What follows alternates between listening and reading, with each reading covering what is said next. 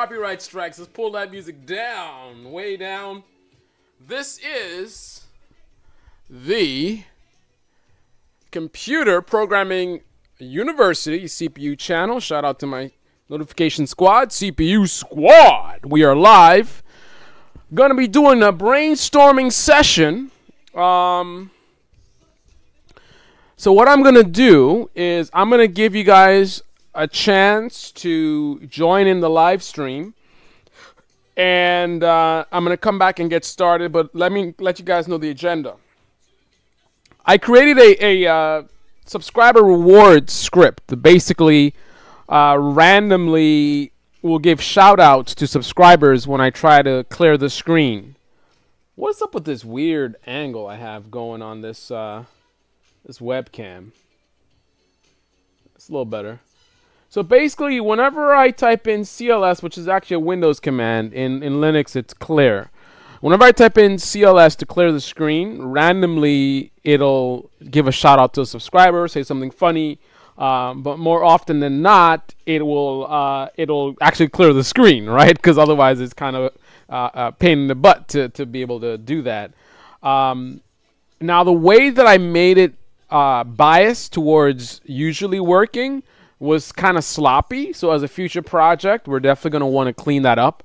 I mean, what I did is basically I had a bunch of options of what the script would do when you type in CLS, right?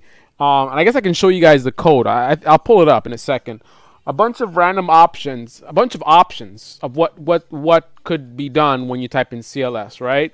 And then I use the random module to randomize the selection of what happens when I type in CLS.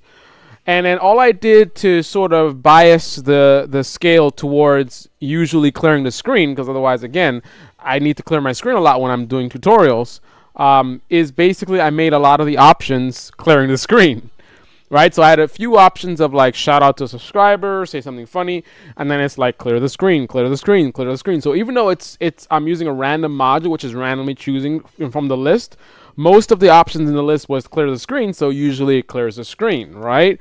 And I think I have it at a really good balance. But that was really sloppy code, so I'm gonna need to clean it up. I don't think I'm gonna do that today in this episode.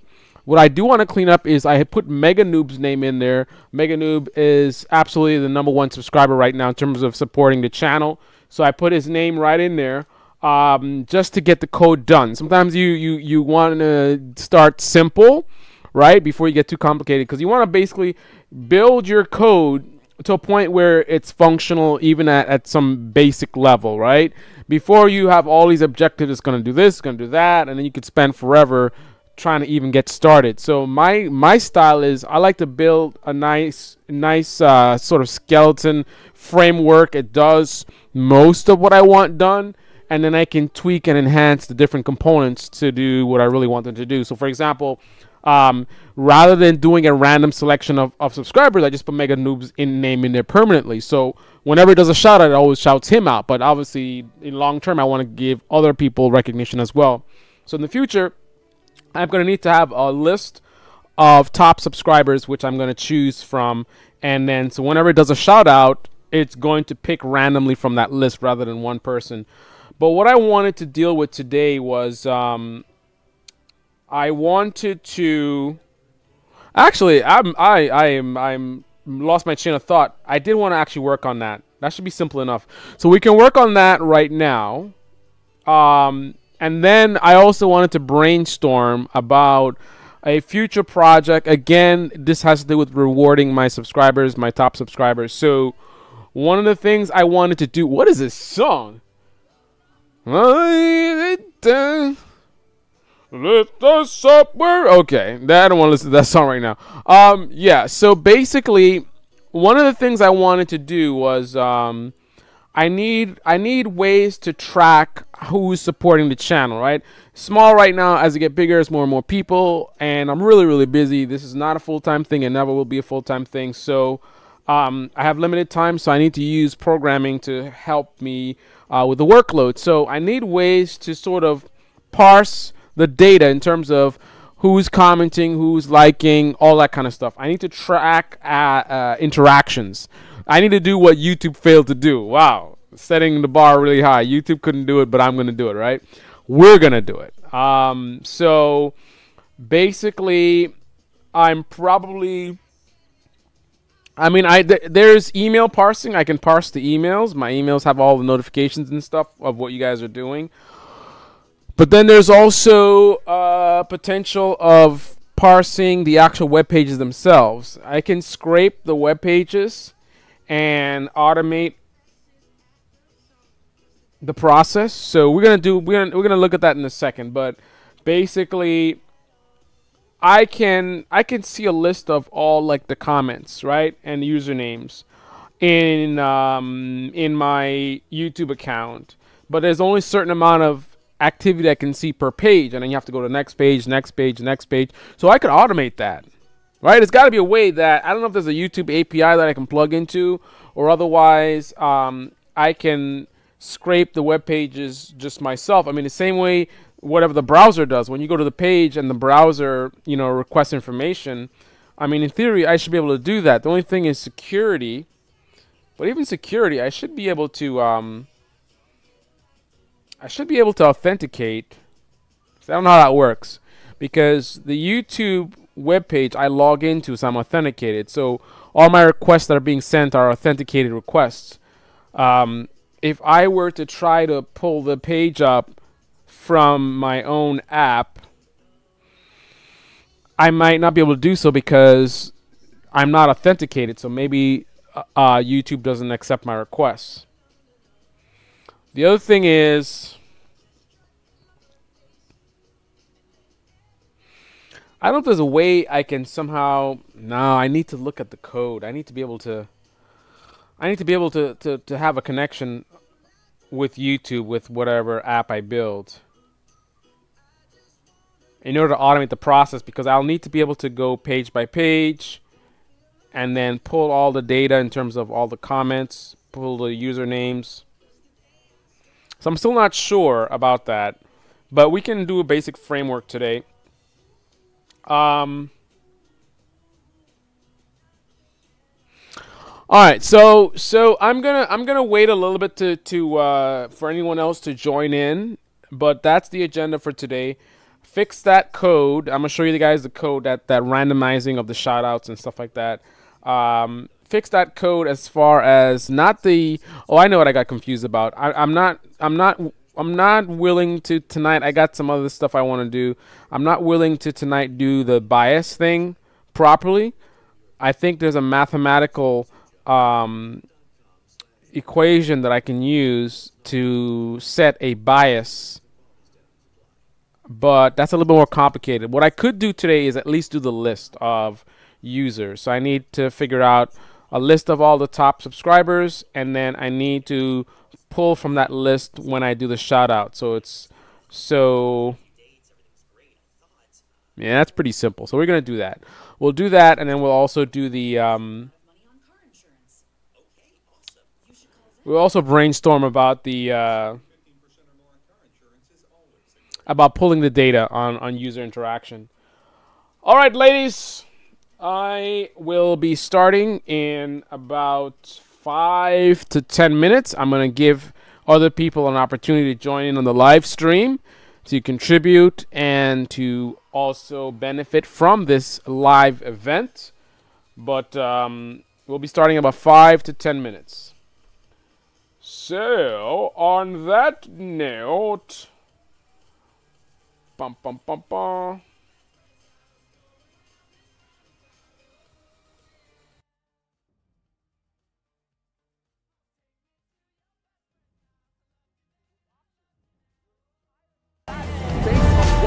I'm going to give you the fixed protocol. Option 3.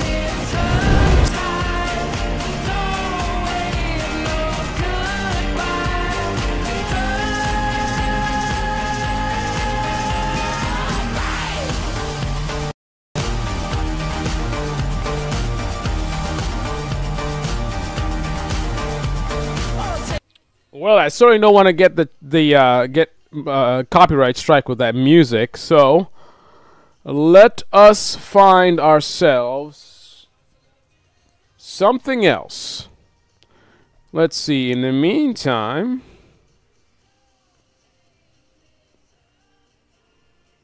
Just bear with me one moment.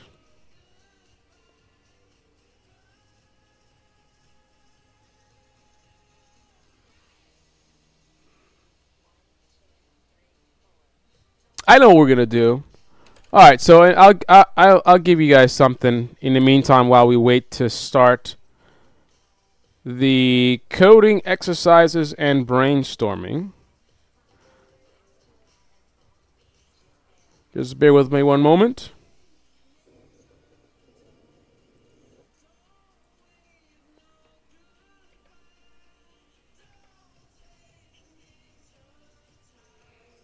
Okay.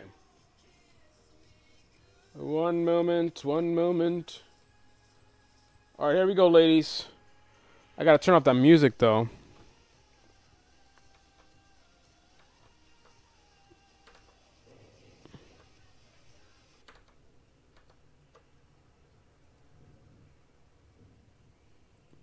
All right, so we're gonna get started in about 5 to 10 minutes. In the meantime, for your entertainment, how bad do you want it? That's what you gotta ask yourself. How bad do you want it? What's up? You think the rain's gonna stop me? And I know some people are gonna misconstrue. They're gonna be like, oh, he's on something. You know what I'm on? I'm high on life, right?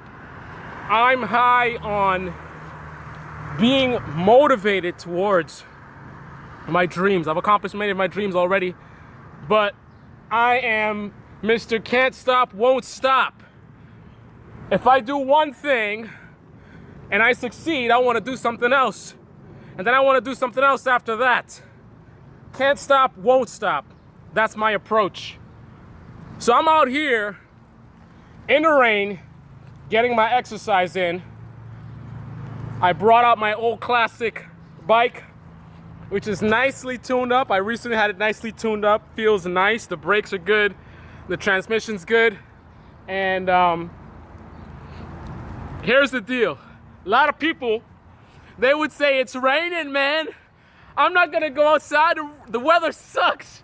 Why are you gonna go outside? Oh, it's horrible outside, man. It's not the sun is not out. Why would I go outside? Right? Me, I say can't stop, won't stop. Right? Because I know the importance of staying in shape, staying fit. You guys want to be beasts. You want to be beast modes towards accomplishing your dreams and your goals, right? Well, in order to do that, you need to train your beast. That sounds kind of dirty, but what I mean by that is you got to keep your body and your mind in tip-top shape. Now, it's good to think positive thoughts and I can do it, I will make it. If you believe, you can achieve, and all this kind of stuff. But equally important, or maybe more so, is your health. Eat well, sleep well when you can. Sometimes, like recently I did some all-nighters. And I got salt in my eye. I'm sweating in my eye right now. You guys think this is the real deal, man. I am hang on a second, I apologize. A little salt's not gonna stop me. So, you gotta take care of your body as well. Eat well, sleep well, as much as you can, right? And you've gotta exercise. Sometimes you get tired. I gotta do these Bluetooth headphone giveaways because they keep hanging off in my videos.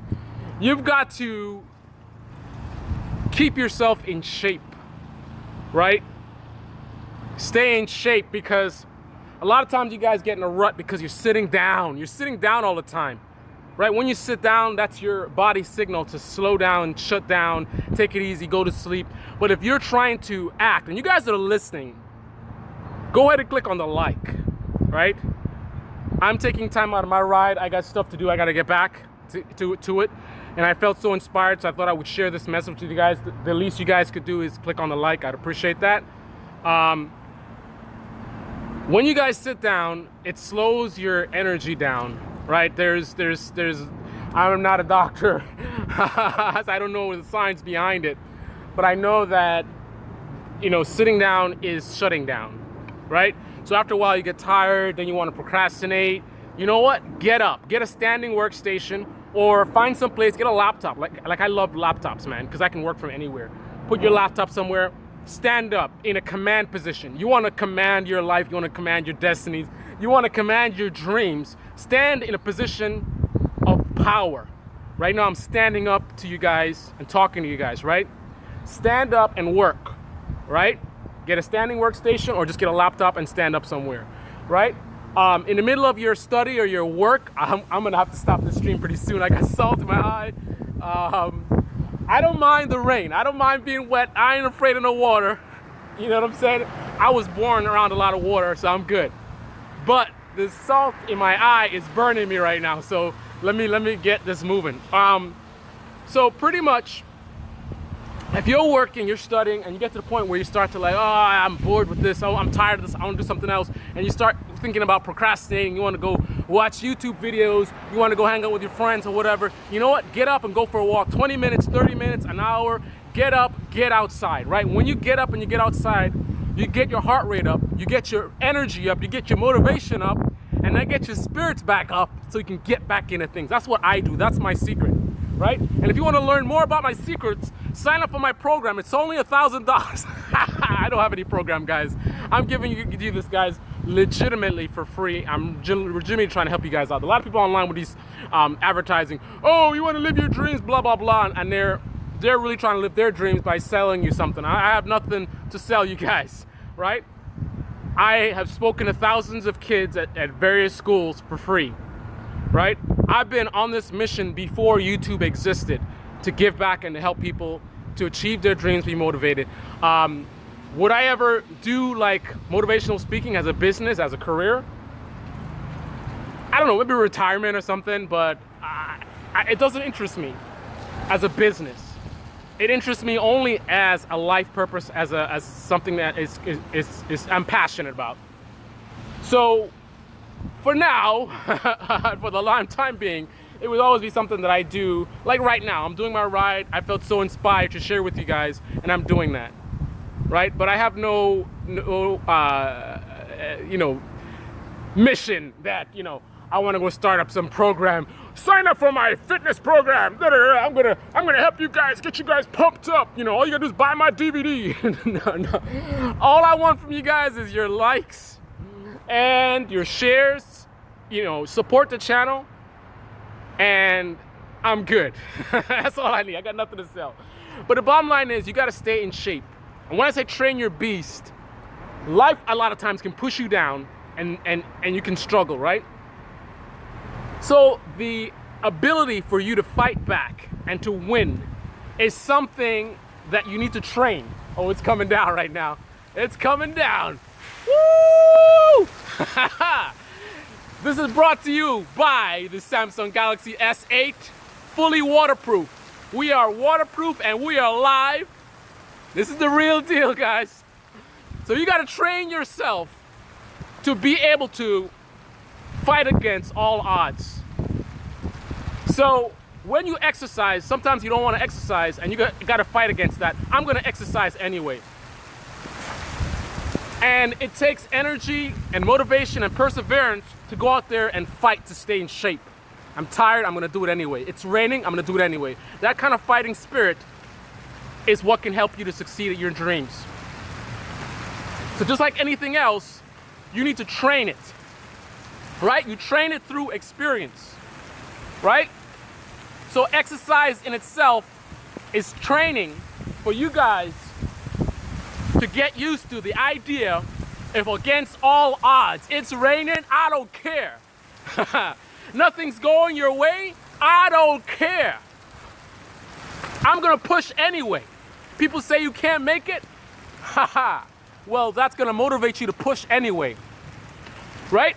I got salt in my eyes right now, burning my eyes right now. Am I gonna stop? No, because if you got salt in your eyes, then maybe it's time to go inside.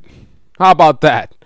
All right, so that's entirely enough of that. I'm gonna go ahead and get started. So let us turn on the musics. Turn that down a little bit. Make sure the microphone is set up properly. All right, so let's get the box going, center screen, and boom. So what shall we start with first?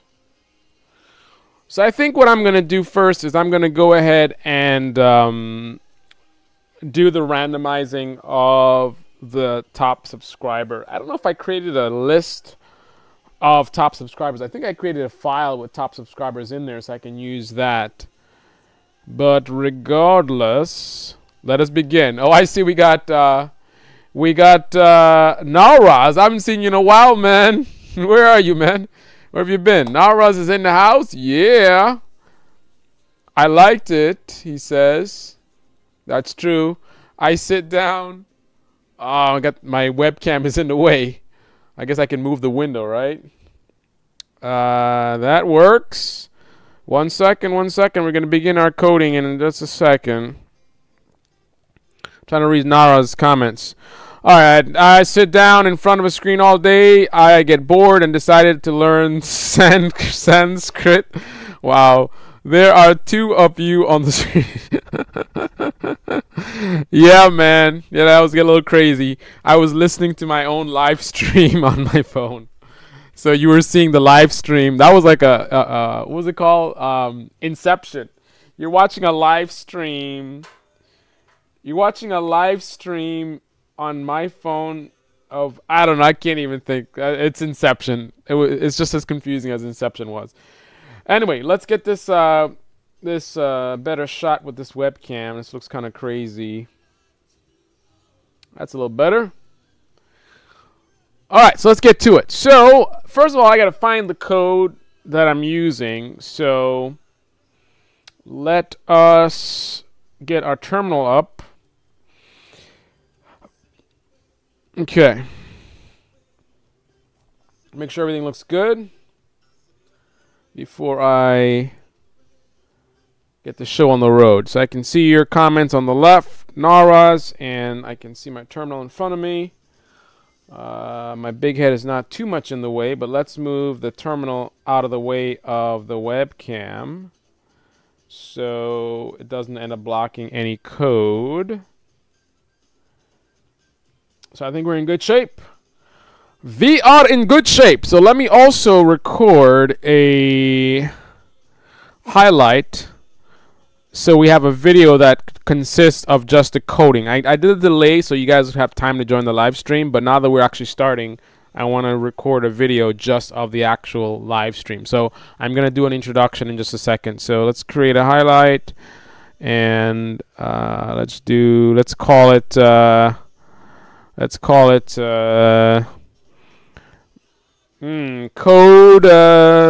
coding upgrade, enhancing subscriber, enhancing random subscriber shout out code live. Okay, so we're going to begin that in a second. All right, here we go, and let's do unlisted.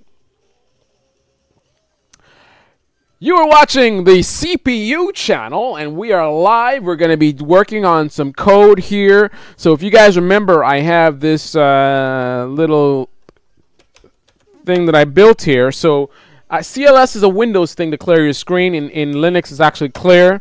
But I created a script called CLS, and it randomly says something funny, like I love turtles. But most of the time, it'll clear the screen. Sometimes it says Mega Noob rocks. But right now, the code only gives a shout out to Mega Noob, right? But we have cool people like Naras. Hope I'm not messing your name up. So we want to have him be selected as well. So I basically need to add a list of top subscribers. So whenever it gives a shout out, it's going to randomly pick a name, right? So first thing is, I'm working on so many things at the same time. I don't even know where this thing is. So let's see if we can find it. So we know that it's somehow linked up with this CLS. So let's see what CLS is. So let's see which CLS. Okay, where CLS doesn't find that. Locate CLS. I'm not even sure what that is. I think it's an alias, to be honest. I think I see it right there.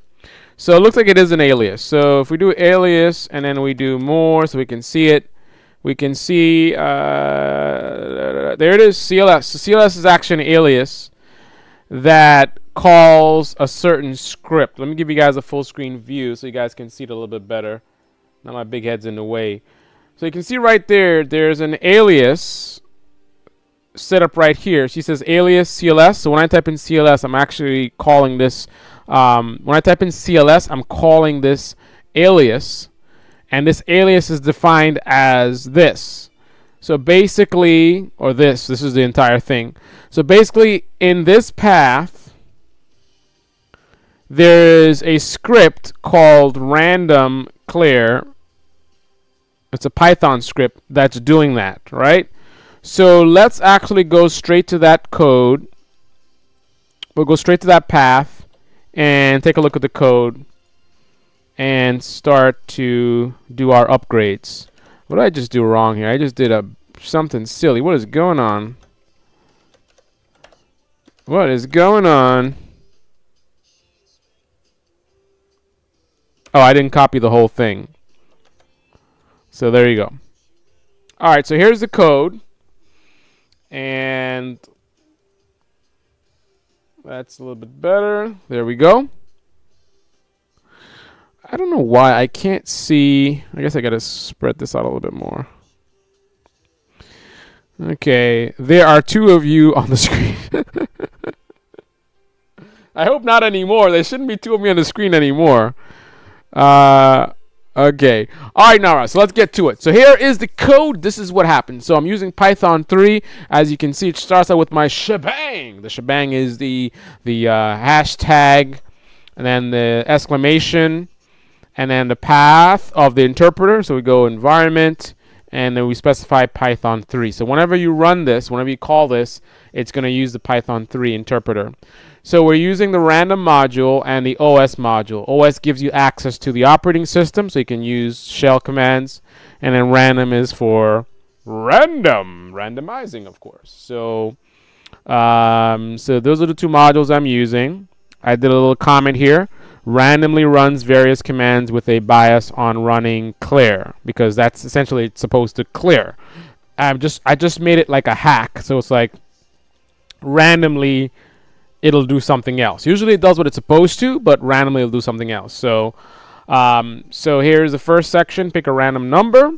So basically we create a variable called number, and number is defined as random.randint.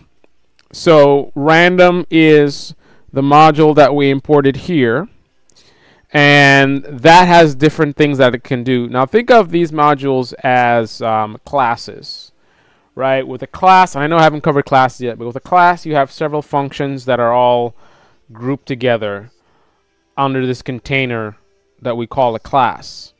It's kind of like a variable. You can have a string like a name, and maybe the name has 20 characters, but instead of typing the 20 characters all the time, we can give it sort of a nickname or an alias. I shouldn't use alias, but so that's the variable, right? So let's say Narez has a last name which has 20 characters.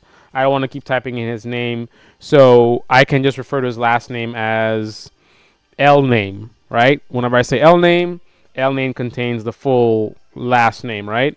So in the similar fashion with a function, which would be called a module in a class, you have a whole bunch of code about different actions and different things that occur, and they're all contained under this one package, right? So similar fashion, random has many functions or many actions that can be done, right? Depending on what you're trying to do. Random is not just one thing. The random module is very capable. So specifically what I wanted to use is its random integer action, right? So random integer allows me to pick a random number. And you can specify a range. As you can see, the range here is from 1 to 6. So it's going to pick a random number from 1 to 6. Which means there's obviously 6 things. You can see right here. If number equals 6, say something funny. All right, so that's going to give you a random number and assign it to the variable number. So that's all that's doing. So once this is processed, it's going to have a random integer. Then we have a bunch of options, right, that are going to be triggered based on what the value of number is, right? So let's say number is equal to 4. If number is equal to 4, it's going to be random between 1 and 6, right? So let's say it's 4, right? If number equals 6, so that's not it, so let's skip it. If number equals 2, that's not it, so we're going to skip that as well. If number equals 4, so elif number 4, this is what's going to happen. It's going to print mega noob rocks, right? If it's 1, it's going to do, it's going to basically clear. So that's how I did the bias. So a bunch of options, clear. So if it's 1, it's going to clear. If it's 5, it's going to clear. If it's 3, it's going to clear. So that's how I did the bias to where it's usually going to work. If it's 3, it's going to clear. Only if it's 6 will it say I love turtles, and then if it is 4, it says mega noob, and I think those are the only things that it does. So what we need to do is, the problem we have here is mega noob is hard coded into option number 4. So we need to change this from mega noob, hard coding that string, to making it refer to a variable that changes in a similar fashion to the way we are picking this random number and assigning it to a variable. So the first thing I'm going to do is I'm going to preserve this code as is, just to use it as a reference before I add the new code. So let's go ahead in here, and I'm going to comment this out. Rather than comment every single line, I'm going to use a multi-line comment so I can block out that whole section. So I'm going to go quote, quote, quote, quote, quote, quote. So there it is. So that entire code is now dead. So I'll just say old code with subscriber hard-coded. Right? So now what I'm going to do is I'm going to start adding the new code that's not going to be hard-coded. So, all right. So here we go. So elif, so we got an elif condition. Elif number, remember number is going to be a random number between 1 and 6 as specified above. And we want to do equals 4. So equals 4 colon. That's how you always do your if and elif. It's always colon. Same thing with a function, colon, and then you indent your action. So next line, indent, and now the action. So if it's 4, then what? Well, I am going to tell you. Just listen up. So if it's 4, we want to do something very similar to what we were doing before, but we want to make it random. Random. So shout. I'll do a comment. I'm doing a comment in here so I know how this code works. Always do good comments in your code. If you guys are just starting out in coding in general, not just Python in general, start acting as if you already work professionally. So you're working for a company, you're coding professionally. You're not just doing your own projects at home, right? Start thinking that way. So if you're working for a company and you're going to be programming, you're going to be part of a team, right? Your code is going to be used by other people other than yourself. Start developing good habits now. Always, always get in the habit of doing good comments in your code. It's not only for the benefit of others, it's also a benefit for you. If you write some code now, a couple months from now, you might forget what you were trying to do, right? So it's good for yourself. So you don't have code that you wrote and you don't even know how it works because it's been some time, and it can be complex. But also, you want to be able to get in the habit of developing code that is easy for other people to look at and add to, right? You could be part of a development team. Also for yourself, if you want to enhance it in the future, you don't need to spend a lot of time trying to figure out what's happening. You have good notation. So this is going to shout out to randomly selected subscriber. Let's say top subscriber. Okay, so it's going to be very similar to how it was before. It's just what we're going to do now is, let me move this down and move this up a little bit. Okay, so what we're going to do is we're actually going to do a print, and we're going to do single quotes. I don't know how that happened there just for a second. Okay, actually we're not doing a string, so we don't need the single quotes. I'm just doing that because that's what was there before. So what we want to do is we actually want to refer to a variable. So let's say selected top subscriber. So I'm basically saying to print the contents of this variable called selected top subscriber. Now, if I run this right now, it's not going to work. And I'm actually going to run this right now. First of all, Naraz, why won't this work? Comment and let me know why won't that work. What's wrong with this code? So elif number equals 4. I'm saying to do this, print selected top subscriber. What's wrong with that? Why wouldn't that work potentially? What do you think, Naraz?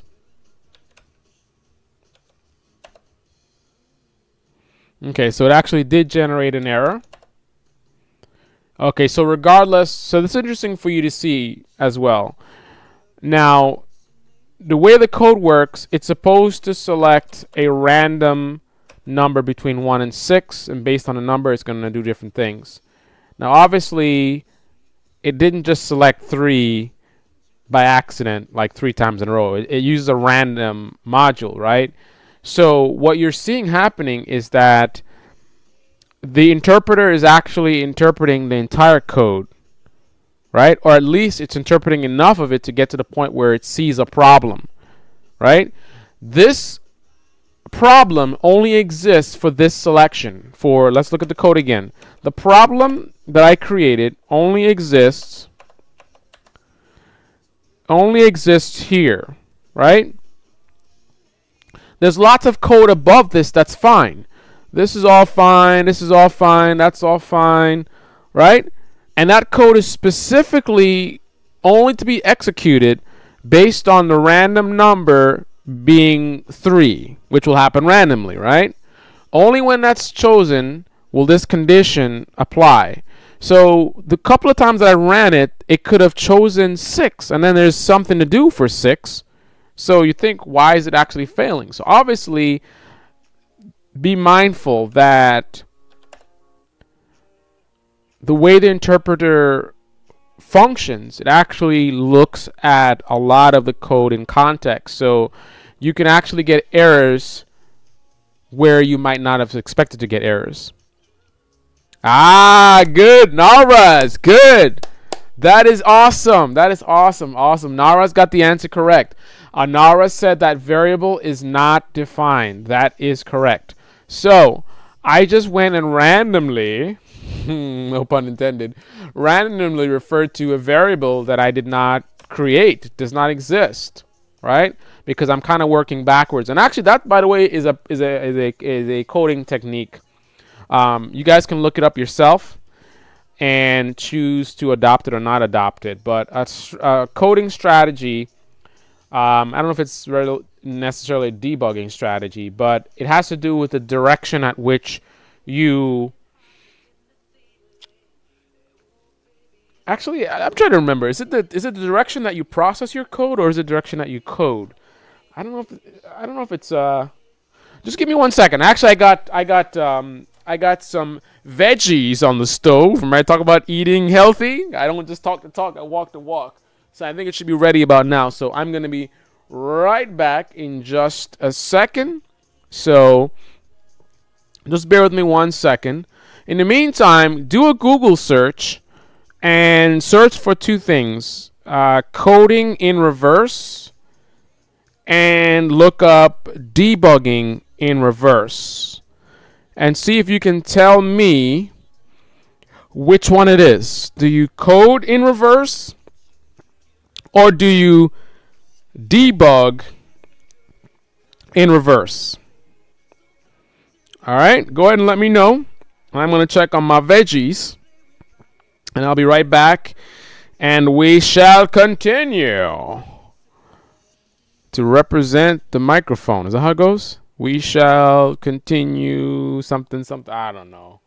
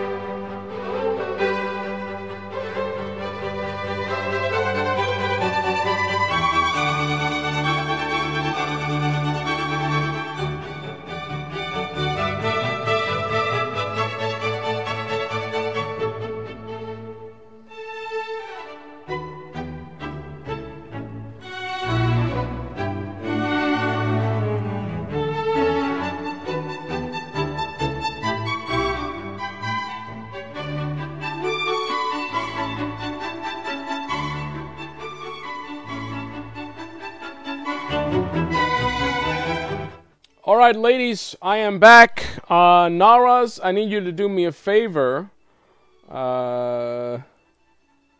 Apparently, I had the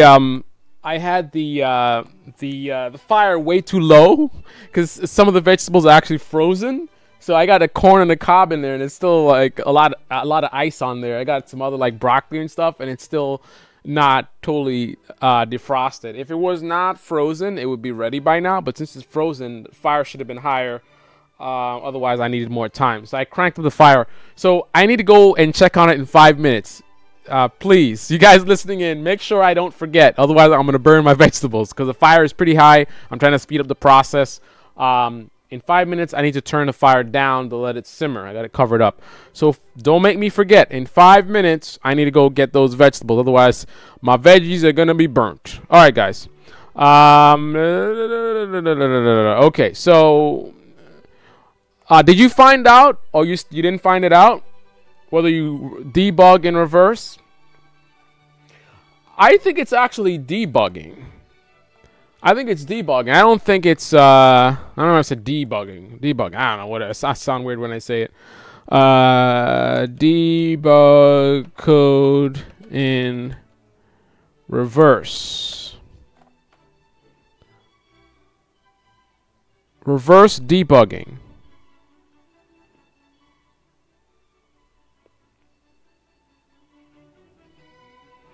So I see it says code in reverse. Reverse debugging. So let's add an additional element that I don't normally do. I'm trying to really get you folks involved as much as possible. I'm not just talking at you. We're having a conversation. I'm speaking with you. So what I want to do is we're going to do some research together.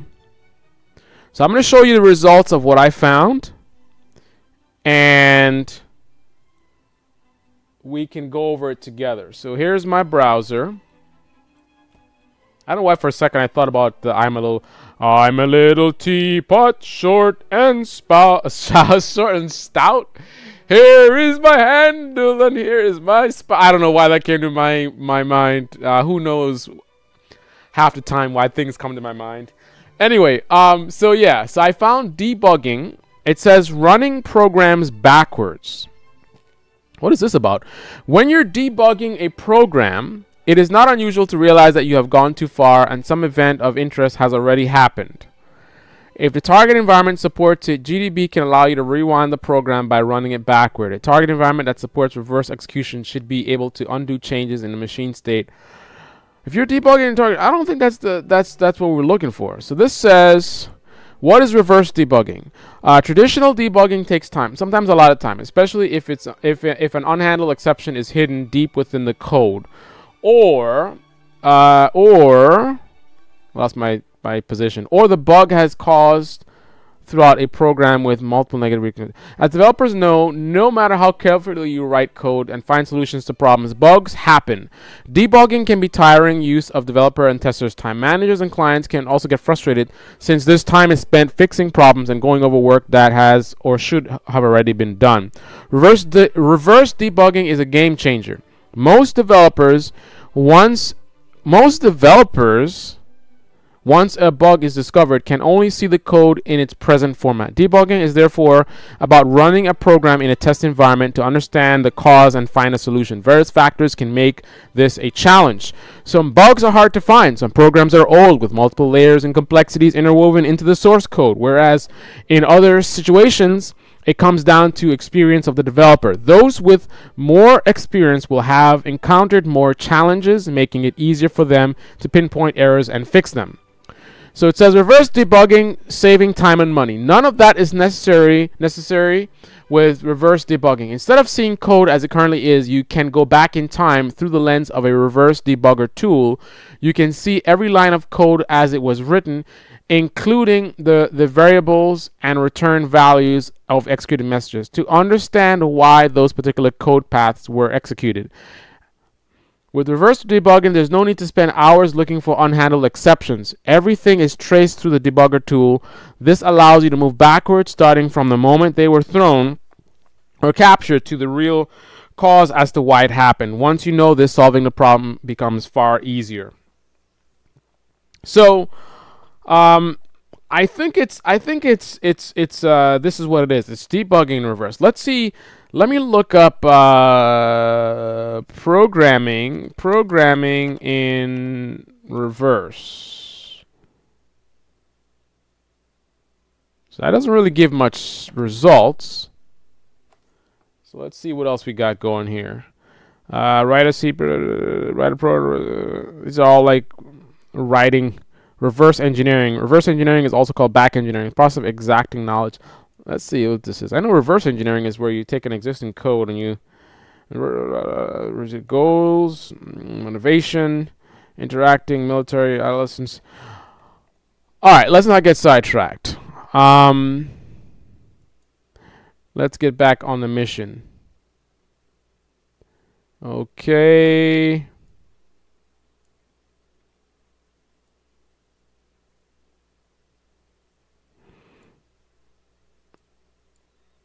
I was reading the same. Wow, that's funny. You were reading the same page. Okay. All right. So let's get back to it. 1 second.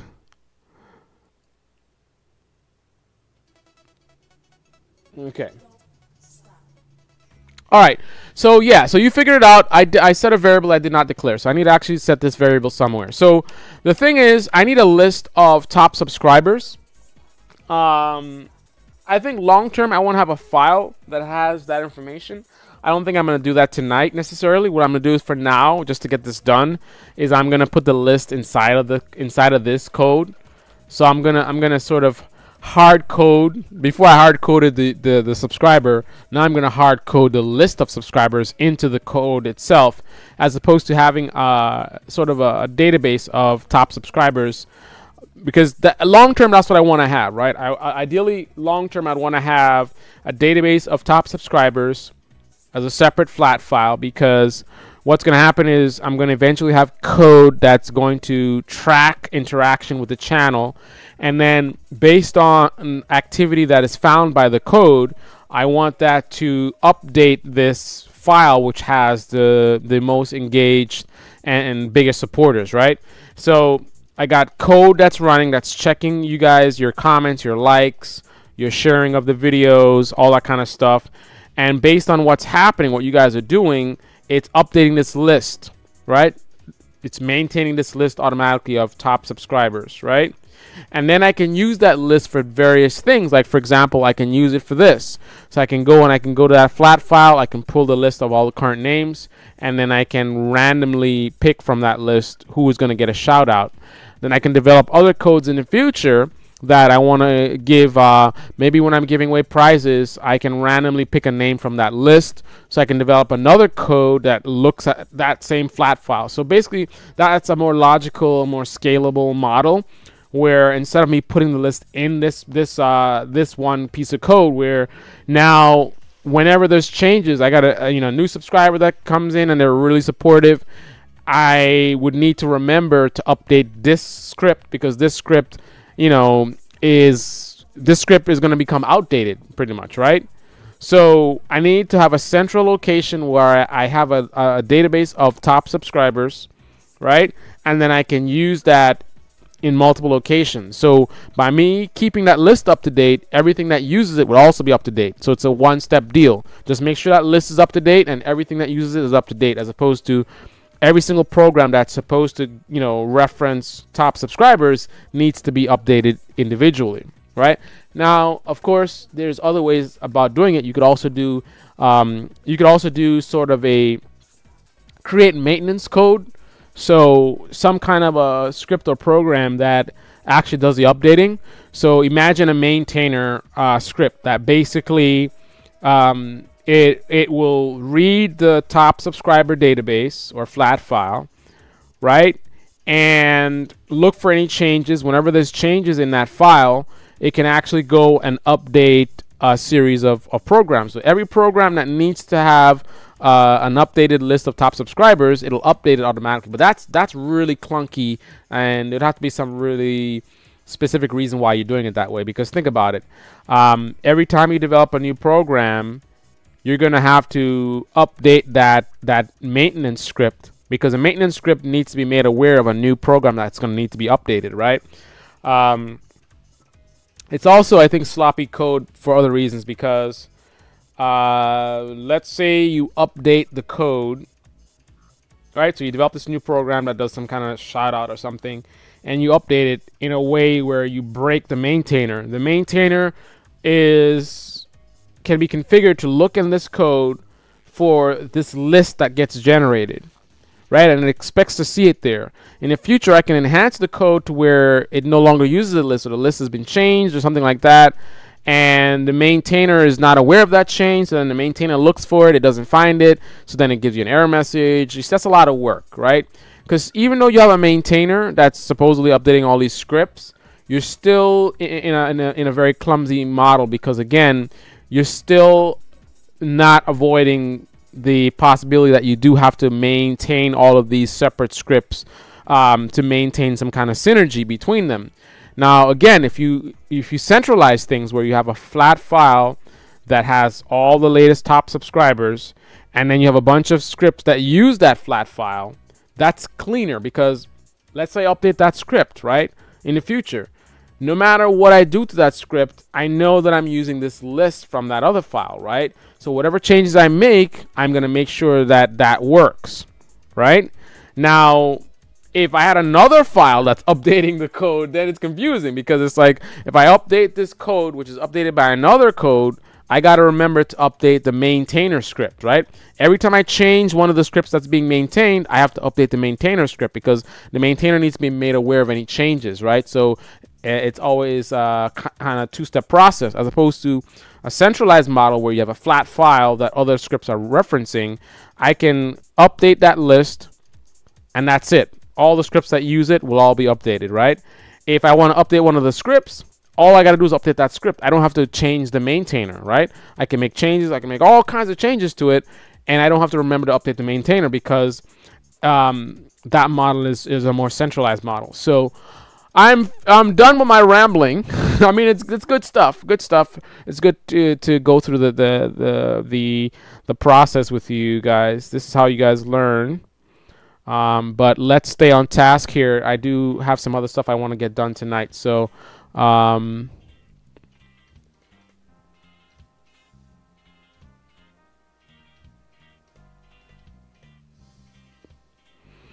Okay. So let's hard code the list of subscribers. So I'm going to put that right here. I think that's a logical place because here is where we have the random selection of a number between 1 and 6. So let's say pick random number, and let's say random number and top subscriber.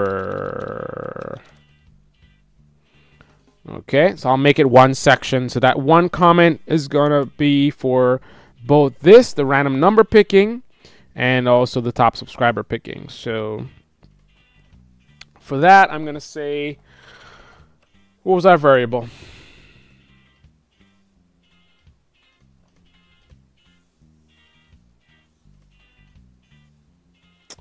Lost my chain of thought here. Okay, so I want to use this. All right, so let's go up here.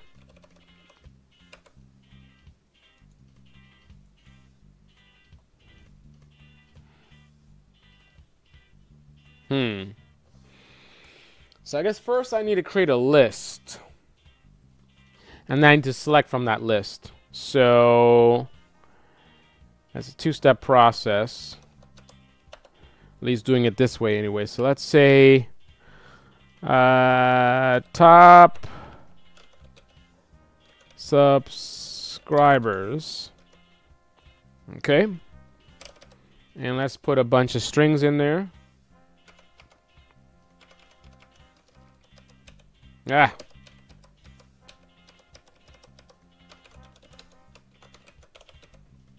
Mega Noob in there. And then we got Naraz, Ali. You got MJ, Shahid. We can just do those for now. So here's our list with 3 strings in there. That's the top subscribers. Then I would need to randomly pick from this list.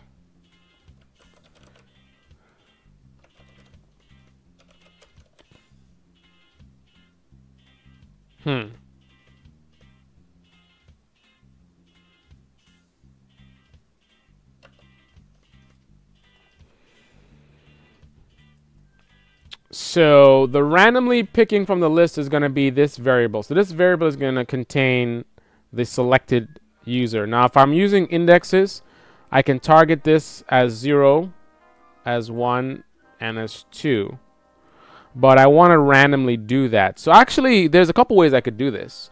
I could actually use the random number generator to do that. So let me think for a second. I could use a random number generator to specify the index position. So let me see how that would apply. I want to print that user's name. And actually, that's not what I want to do. I want to say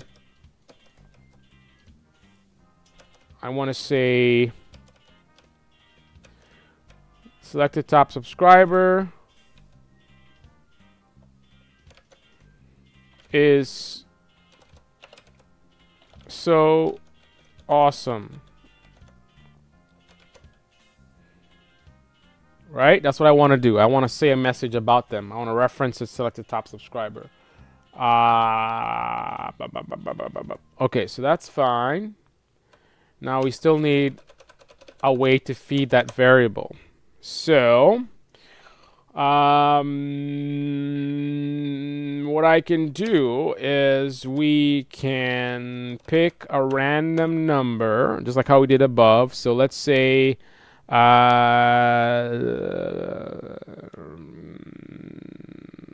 index subscriber random subscriber.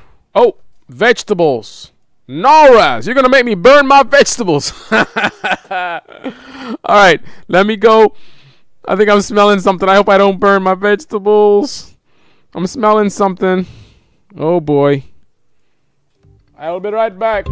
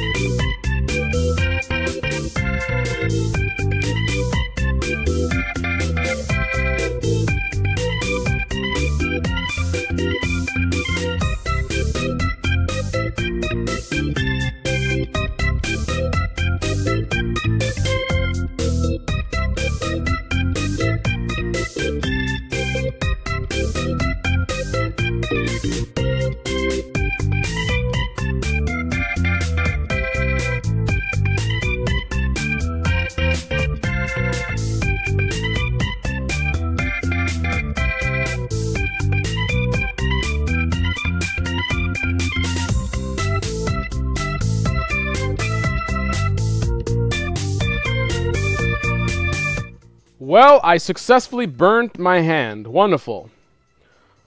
Wonderful! I burnt my hand. I was trying to get the water out of the pot. I put some salt in there and I shook it up. And some of the water hit me on my hand. I don't know if you can see that. It's not that bad. Just burning a little bit. You guys can't even see that. Whatever. My hand is burnt. It's slightly red. It's all good. It's all good.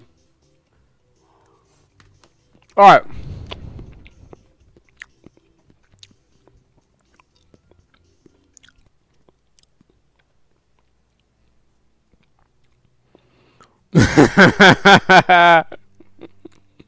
No problem, man. It's all good, Naras.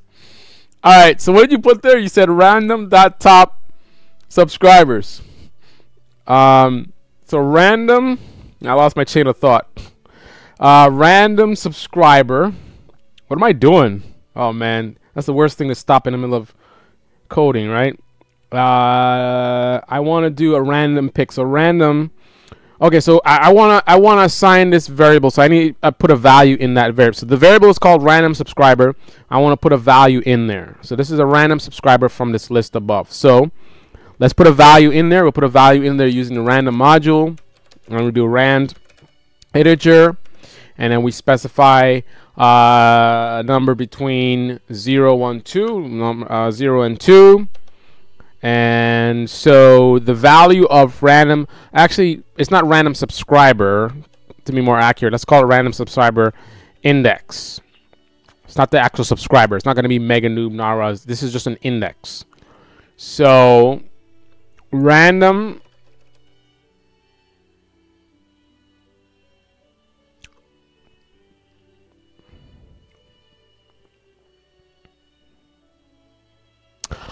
I want to try something. Just out of curiosity. Let's try something here. Let me have an interpreter running. I think I have an interpreter running somewhere. Okay, so here's an interpreter. So let's try this. So let's create a list. Hope you guys can see this. I don't want to block. Put it under my ugly head over here. All right, so you guys can see that. All right, so let's create a list. My list equals, and let's do that. And let's say, let's do strings. Let's do 2 strings. Let's say string 1, string 2. All right, so there's my list. All right, string 1 and string 2. Now let's import random. All right, so now let's my list.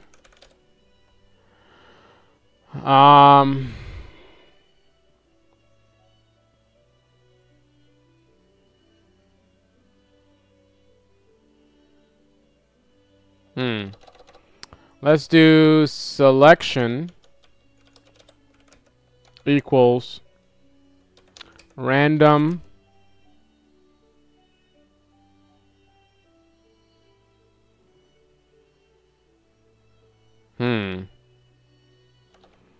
Let me try something. My equals my list dot random.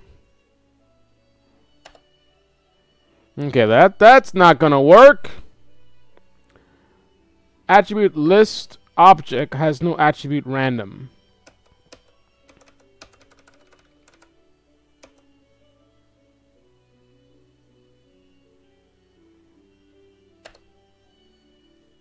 Random dot my list.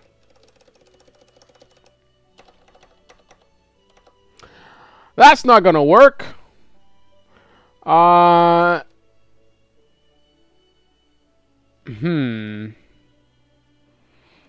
What if I do a random and I put my list in parentheses like that? Will that work?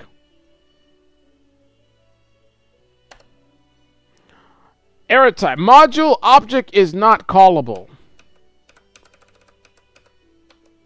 Random dot my list. Random dot my list. Will that work? No. Alright, I don't know what I was thinking. What was I thinking? Let's get back to what I was doing.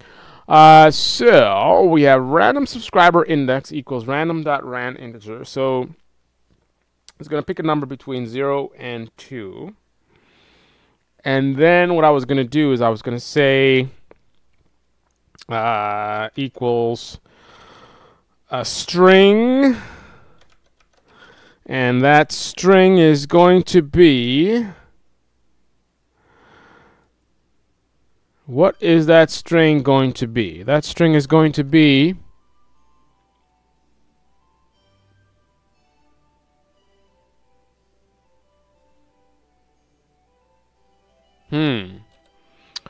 Top subscriber.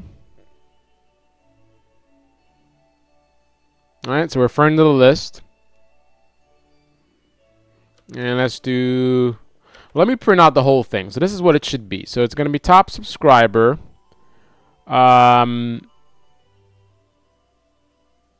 am I doing? I should not be doing code this late. I'm tired. Need to be thinking straight. I'm not thinking straight right now.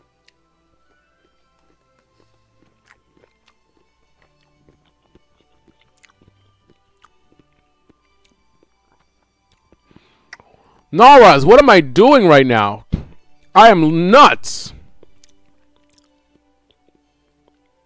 I know what I'm thinking. I am... This is what I'm trying to do, but I don't know why I'm messing it up. Print top subscriber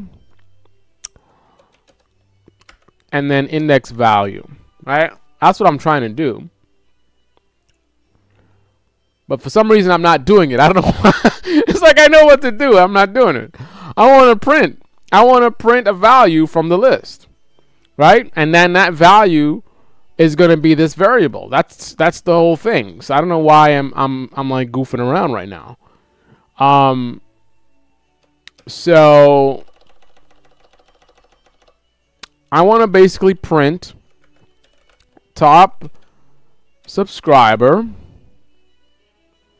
and then one of these numbers. All right, so that's what it's going to do. But the thing is, the 1 needs to be a variable. All right, so I think this will work. So I just need to replace that 1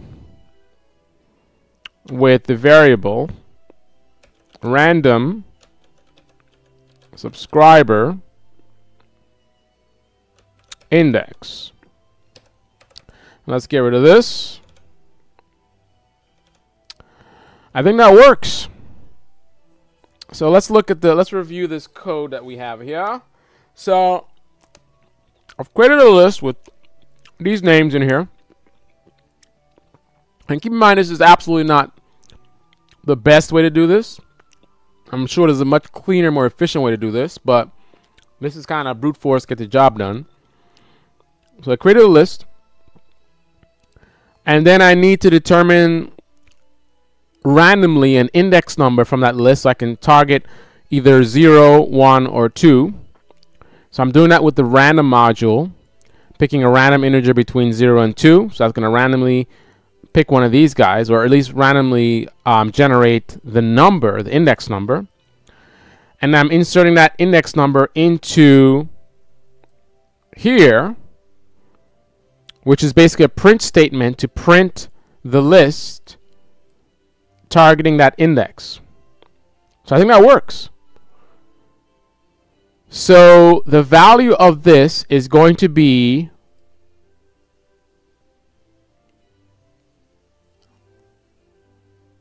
a randomly selected string from this list, right? Because that's what this is going to evaluate to. This is going to evaluate to the printing of one of these guys randomly, because the number here, index number here, is being chosen randomly from this. I think that works. Do you think that's going to work? Nara says, selected subscribers equals top subscribers index.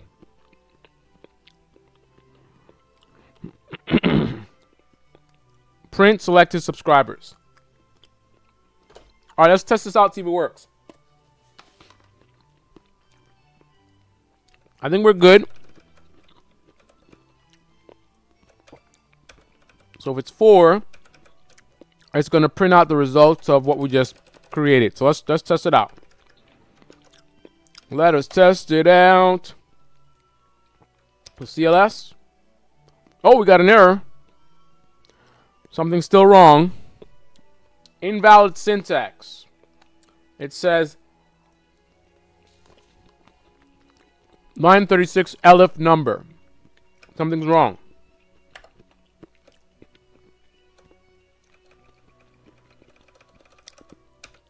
So this is line 36 elif number 3. Why is this a problem? Oh, is it because of this comment that I did? Is that what it is? Somehow this... Oh, wait a minute. No. That's fine. I didn't even touch that. Why would that be a problem? All right, let's take this out of here, just out of curiosity. I'm going to take this code out of here. I'm going to put it into gedit. And we're just going to delete this.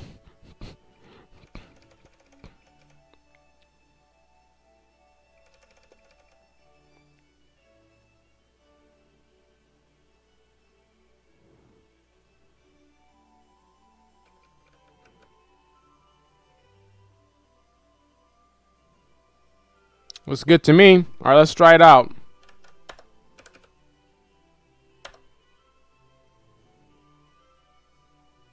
Okay, so I didn't define something. So it's saying line 12 top subscriber is not defined. All right. Line 12.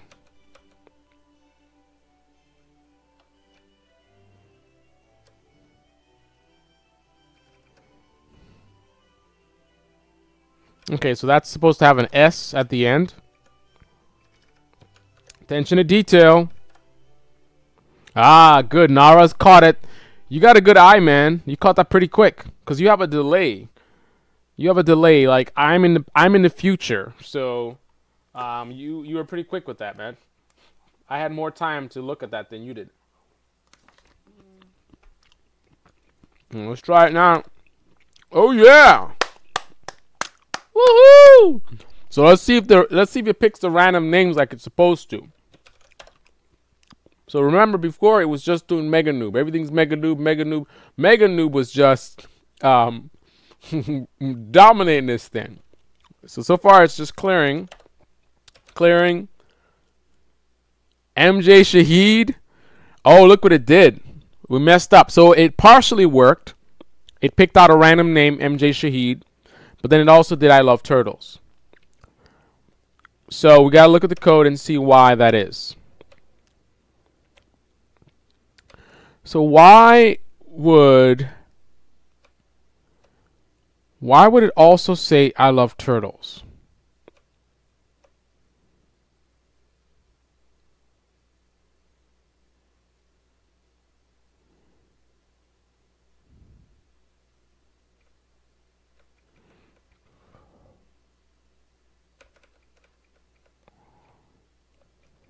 Let's see. Where's the one where it picks the name here? Let's see what we did wrong. We did something wrong.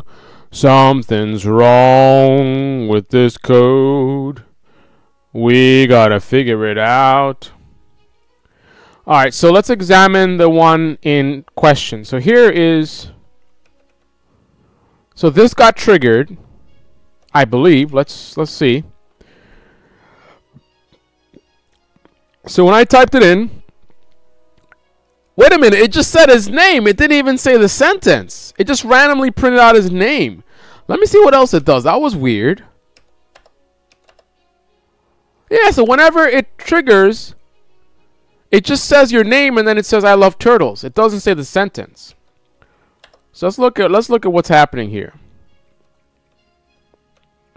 So whenever this happens, whenever the value is 4, somehow the turtles is always getting triggered. Turtles is 6. Why is it saying... Why would it say that?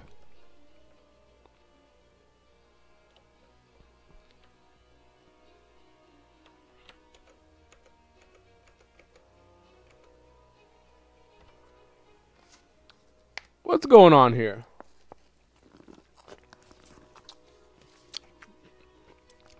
Well, first of all, it's not printing out the string as expected. So let's look at that. It's not saying it's so awesome.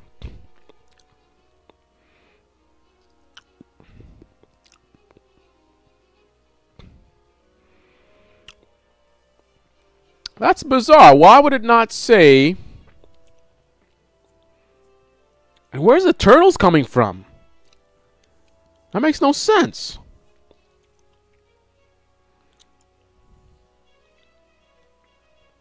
Let me try something out of curiosity. Let's change 6 to a value that will never happen. Let's change it to X. X.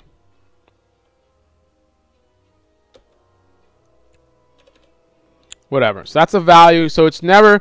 So this should never happen now because there's no condition where the number is going to be X. So let's see what happens. Oh, what am I doing? I can't do that.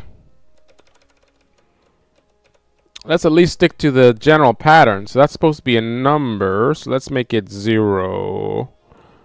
0 is not an option. I wonder if it'll actually pick up on that. Let's see what happens. Nope, that'll work. So now the turtle should never. Look what happens now.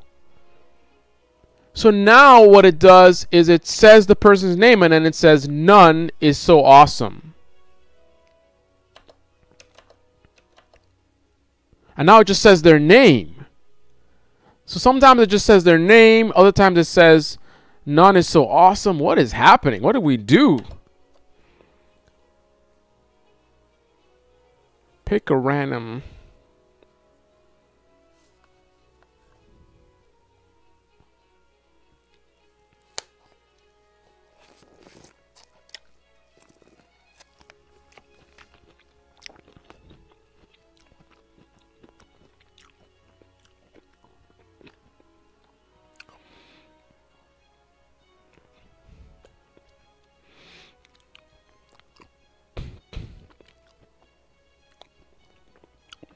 That's a good point, Naraz. Maybe we don't need the print because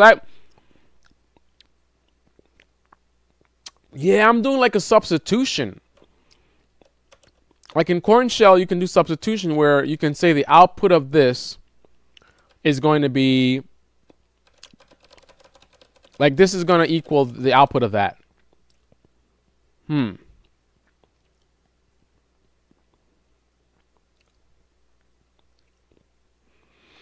Let's try something.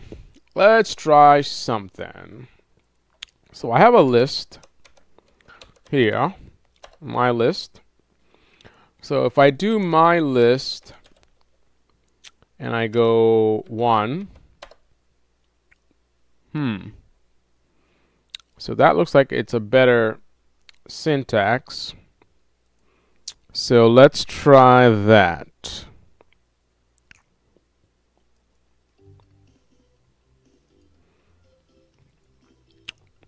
Let's get rid of the print. Get rid of that.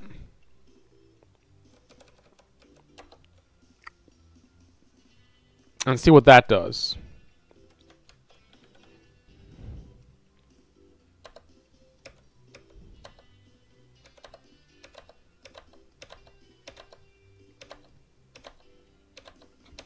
That's interesting. So now, oh, MJ Shaheed is so awesome. All right. But something else weird is going on. One of the times, it gave me a new line. Okay, awesome. Look at that. It's working now. MJ Shaheed is so awesome. Mega Noob is so awesome. But there's a time where it gives me a line. You see that? Look at that.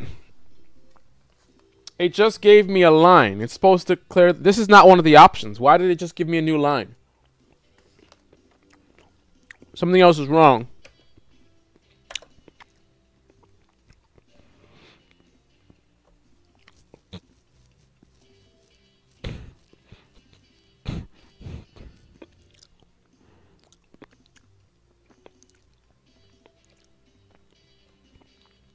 So what is happening here? So one of these options gives you a new line. Which option is that?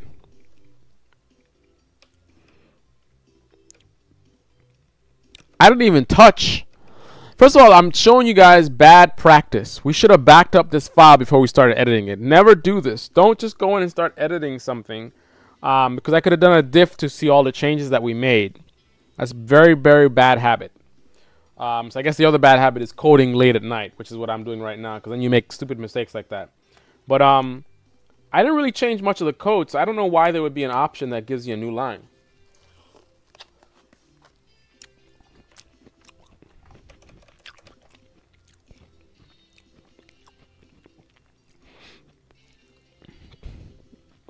This is what I'm going to do.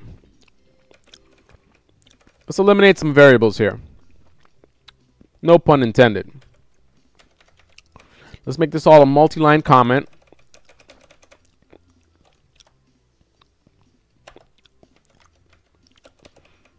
So all those conditions no longer work.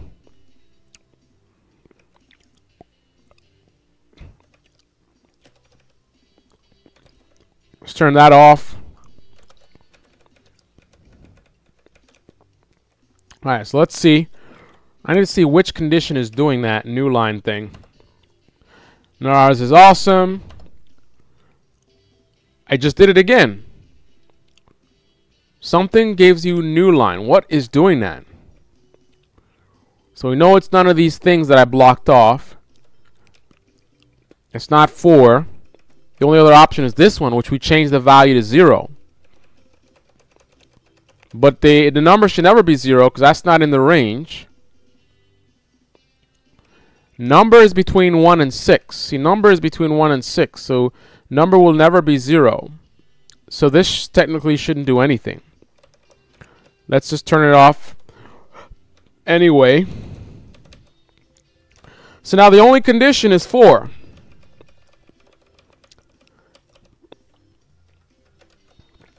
So let's see what happens now.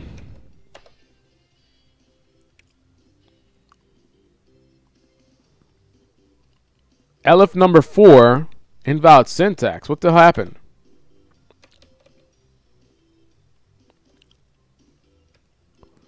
I think it doesn't like the gap. Oh, there's no if. Because I killed the if, which is the first one. So let me make this an if then instead. Alright, let's see what happens now. So look at that. All it's doing is giving me a new line. Wow, look at that. See, that tells us a lot of information right there. So now we only have one option. So now we know that one option is changing. Sometimes it does a new line, sometimes it prints out the text. So somehow there's some kind of randomizing that's happening with that item. So this is the only one that's working now. This is the only condition, which is kind of, this is illogical. I have an if, but there's no, well, yeah, I guess. If it's other values, then nothing's going to happen. Huh. Yeah, what happens if, well, nothing's going to happen. I don't have any instructions to do anything in here. I import some modules. I set this variable, that list name, another variable, another variable. So the only thing to do, the only action is print this. So why is that being randomized somehow? That must mean that the value,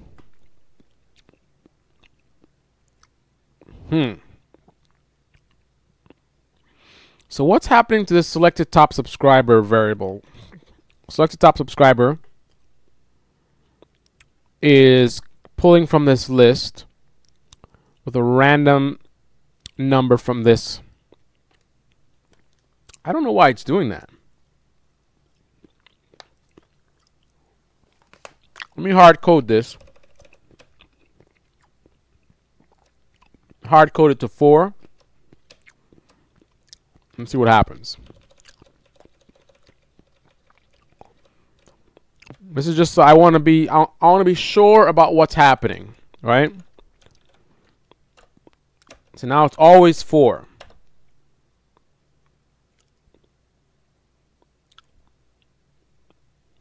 Out of range.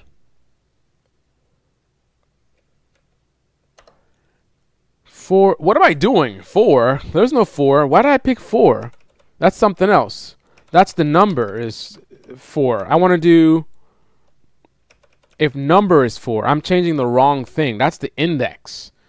I don't want to change the index. I want to change the, or do I want to change the index? What was I trying to do? I wanted to change selected top subscriber. Yeah, I want to lock this in, but I got to lock it into a value that is valid. So let's do naraz. Let's do 1 and see what happens.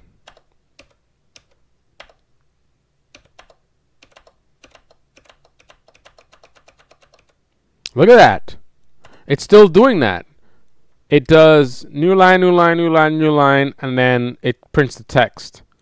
So it's randomly alternating between. So somehow, obviously this is the randomizer that's doing that. So somehow the randomizer has gotten into this option.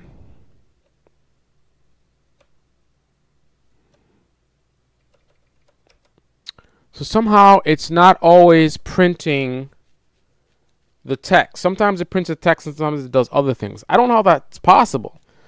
This statement is not randomized.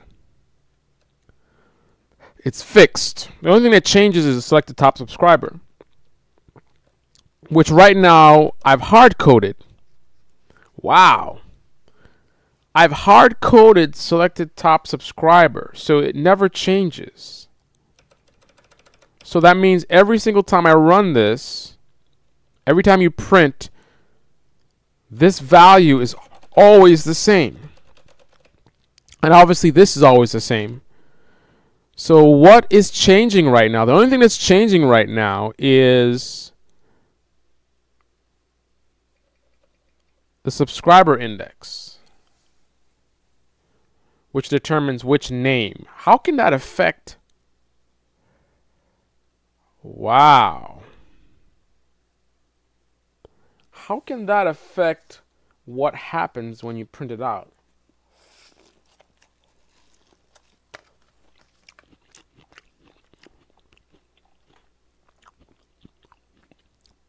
We got a interesting little puzzle here.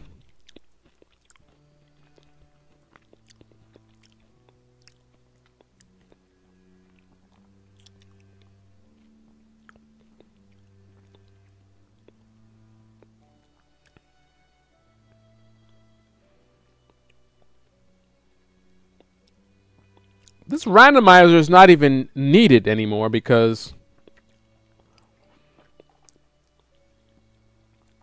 we're not using it anymore. So let's comment that out. I mean, I shouldn't need to. It's not. I'm not using it. I hard-coded the value here, right? But let me see, just for my own sanity. So Naraz is awesome. New line. So it's doing the same thing. So the only randomizing is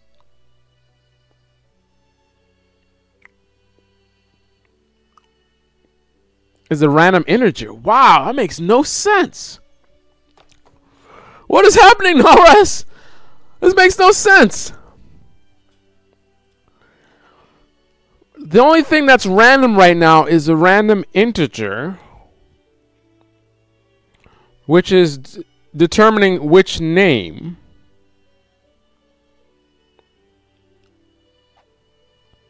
But I'm not even using that.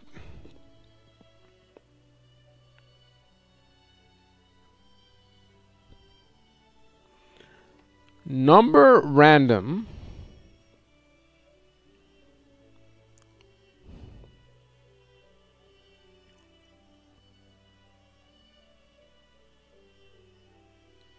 Wait a minute, what the hell's going on here? Why is this, what's this number variable here? What's that about?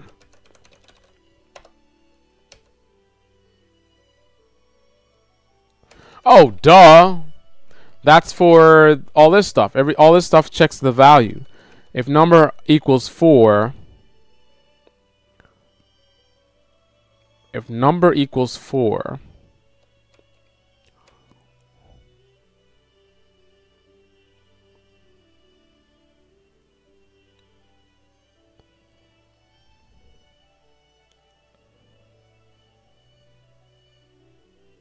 right, so let's comment this out. As you can see, what I'm trying to do is I'm trying to eliminate possibilities. So let's make number hard-coded because I want to get drilled down to what is the problem, right? So I'm hard-coding number to always be 4. So now there's no randomizing happening at all whatsoever. So now it's always printing out the same thing, right? Because I turned off the randomizing. So now we know the source of the problem is somehow it's like there's an option down here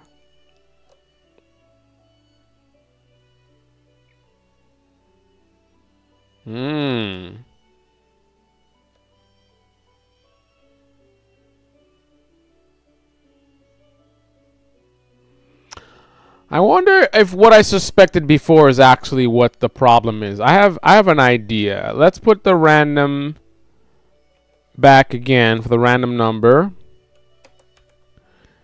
And so now numbers again random between 1 and 6. But the thing is, only 4 should do something. The other numbers shouldn't work. But somehow they are working, and what they're doing is they're printing a new line. There's no code in here that says to do that. But what I'm going to do, just to be safe, I'm going to take out these conditions. Take them out! Out! Get out of the chopper! Arnold Schwarzenegger. So we're going to put that in there. Let's get it out of here. So even though it's commented out, it shouldn't matter, but somehow some other conditions are applying and screwing everything up. So now there's only one if condition. What the hell just happened? There's only one if condition. So there's only one thing that can be done, which is printing out the top subscriber. So that printing out of that blank line, where is that coming from? Now it's doing that still. What is that option that's printing a new line?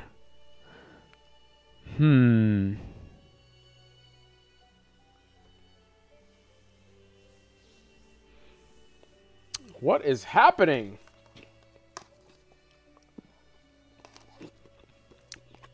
This is actually very educational for myself and for people watching, because this is kind of a tricky one. The knowledge of figuring this out is good knowledge to have. Clearly, there's something that I'm missing.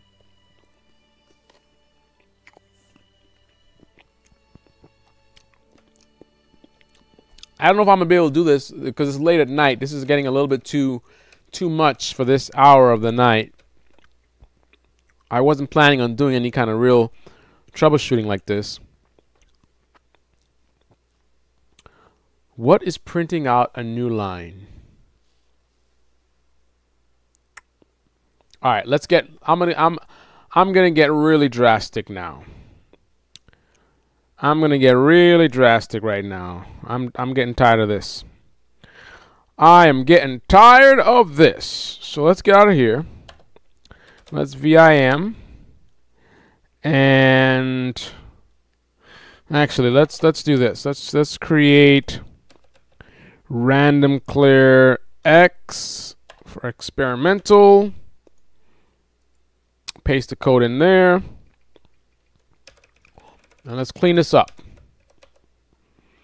Well, first of all, let me make sure. Let's see what this is doing right now as is. So CLS is an alias. So let me not type CLS. Let's call this specifically. Permission denied.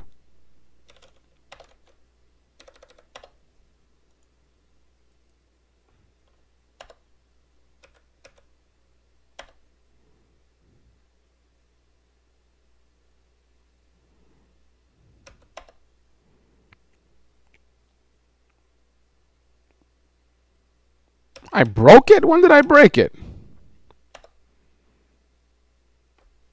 I'm really confused. Why am I getting an error? All I did is I copied the code to a new file. How is something broken?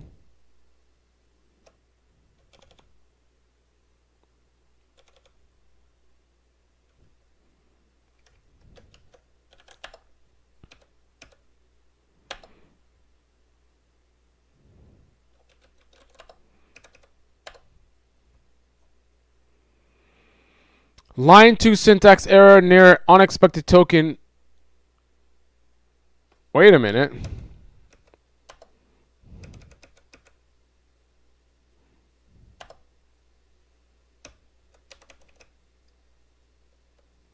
Oh.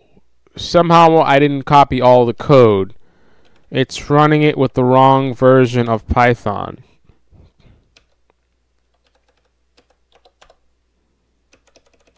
So that means it's missing the imports as well.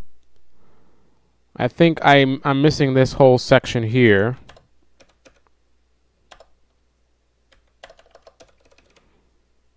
Actually, looks like I'm missing even more than that.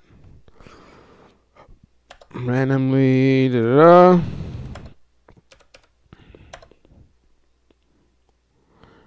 Next thing is pick random number.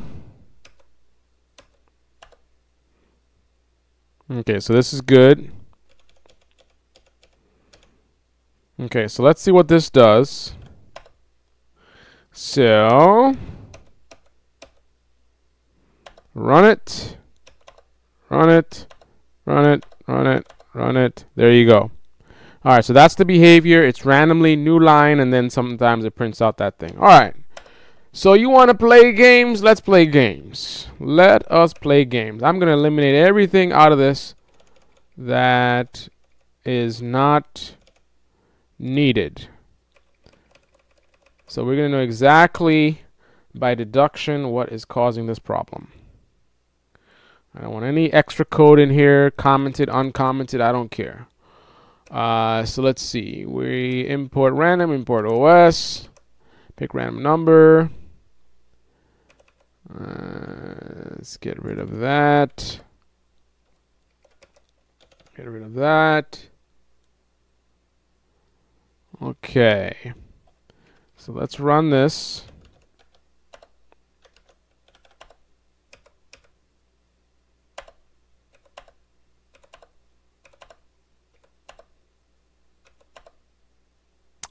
Wait a minute. Oh man, don't tell me. Oh my goodness, I think I know what it. Oh man, I think I know what it is. This is real stupid. This is real stupid. Wow, it just occurred to me. It's not printing a new line. It's just not doing anything. There is a condition where it does nothing. The new line is from me hitting enter. When you hit enter, you get a new line, right? I'm typing in, I'm trying to run a script, right? When I hit enter, I'm either going to get an output of this script doing something, or I'm going to end up with a new line if the script does nothing. Oh man, if I run a script that does nothing, I'm gonna end up with a new line. So if we go back to the broken script that's not doing anything, and we look at it, we can see there is no clear option. Right? So a simple fix would be if I added an extra element here. This is embarrassing as hell. Oh my goodness. If I add an else, I don't usually do else's. How do you do an else? I forget. It's just else colon and then indented action.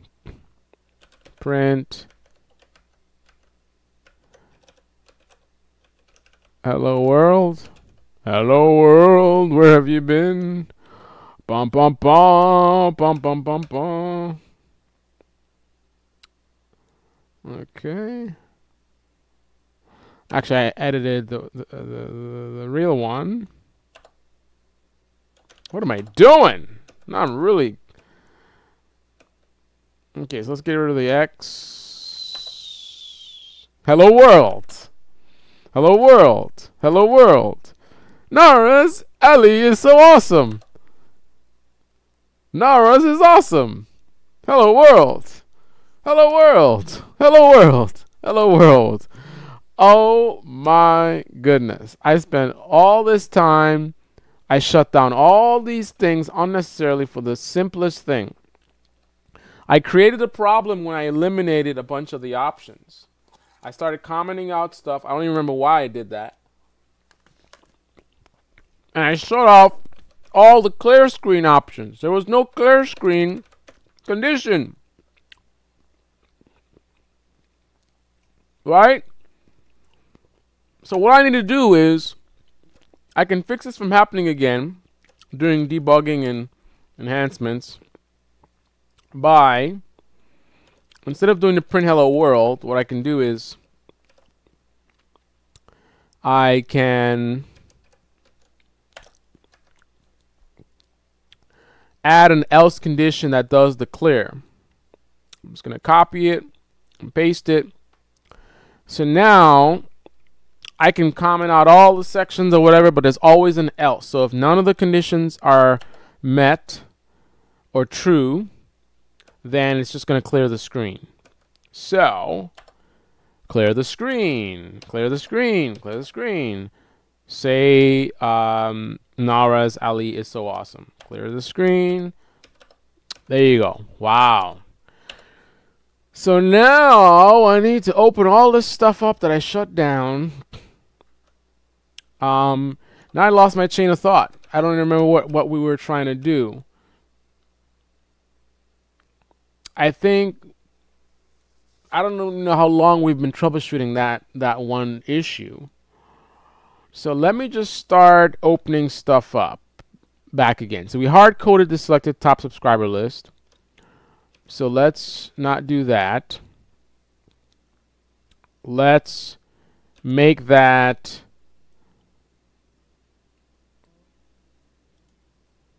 pick from the random variable. What the hell just happened? What in the hell? So let's insert. There we go. Let's go up here and caret and delete. So now we're randomly picking a number between 0 and 2. That's the index number. And then we're using that number to insert in here, calling the list, picking a random number. So that should pick random names instead of just Nara's all the time now. So let's see what happens. So let's run it. Run that. Clear the screen. Clear the screen. Mega Noob is awesome. Mega Noob is awesome. So actually I can just do CLS now, I think, because I'm using the original one. So clear the screen. MJ Shahid is awesome. I think we fixed it. MJ Shahid is awesome. Mega Noob is awesome. MJ Shahid is awesome. Clear. Clear. Clear. And Mega Noob is awesome. I should have finished this a long time ago, man. I really did a brain fart. That was really bad. Wow. Wow. That's it. It works. That's what it's supposed to do. Let me do a final cleanup here. Make sure there's no funky things. I get rid of this. I don't need that hard code number 4.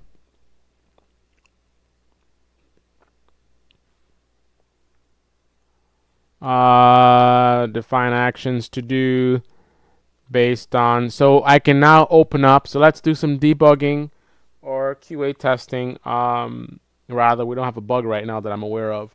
So let's uncomment these sections so we can have to say something funny.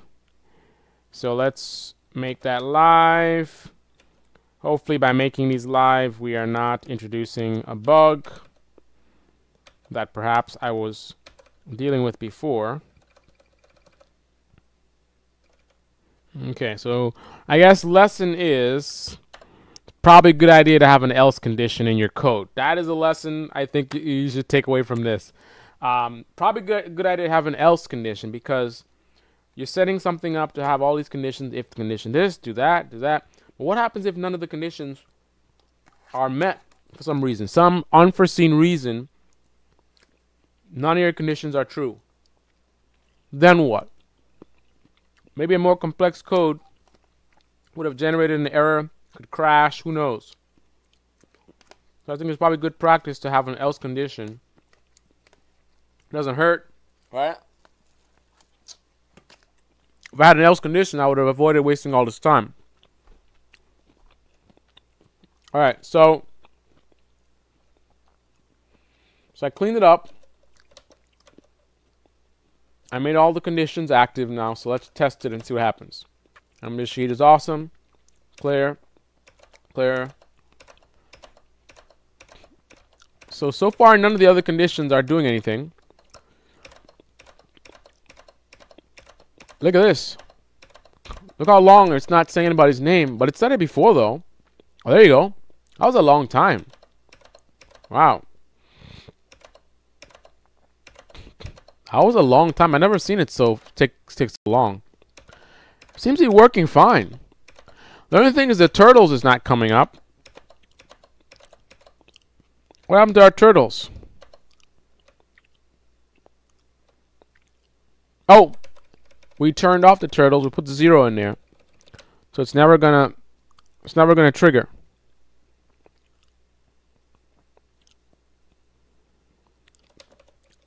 And also, there was much more conditions which I put in that other file. I need to bring them back. So let's do that. Let's bring back in those conditions. All right. So I put them in gedit. Remember all these guys? We took them out. It looks like I don't really need them. It's clearing so much.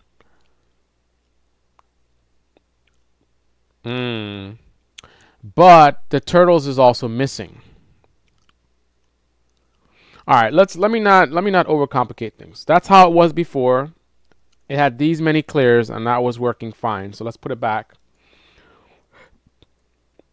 So I have all these clears in there. And now let's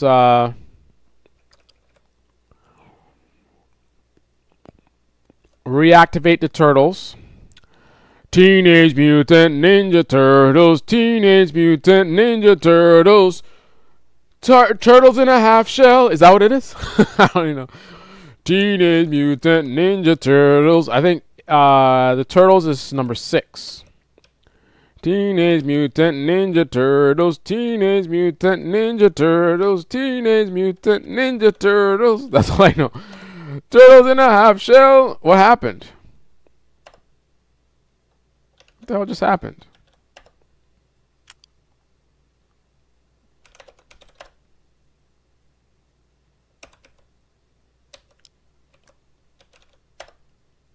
All right. So let's test this out and see how she goes. Let us see how she goes.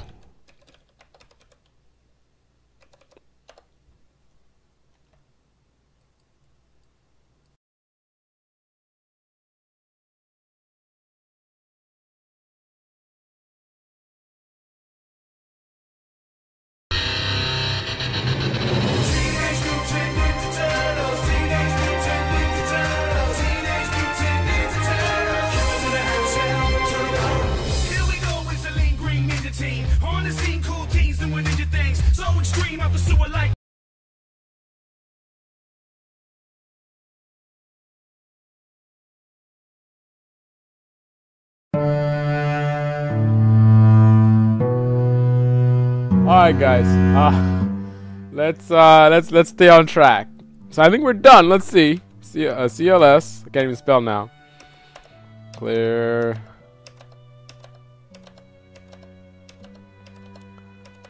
It's a lot of clears. I don't know why it's so many clears. It wasn't doing that before, I don't think.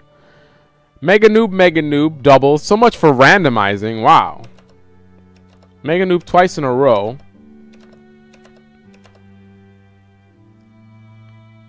Where's my turtles, man?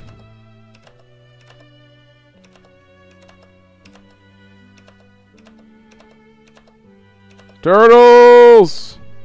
Turtle power! Jeez Louise.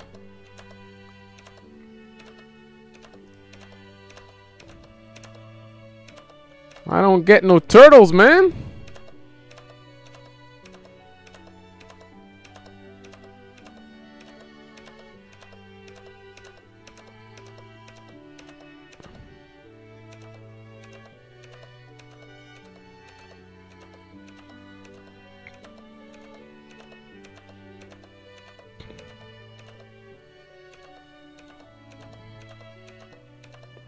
You know, what I'm doing is actually kind of silly, right?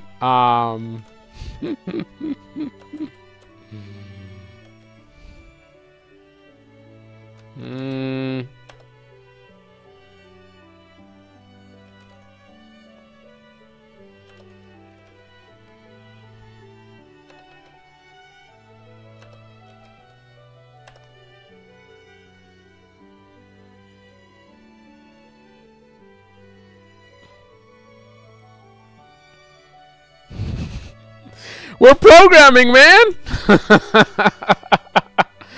I'm sitting here manually typing in CLS enter, and we're talking about computer programming university, man.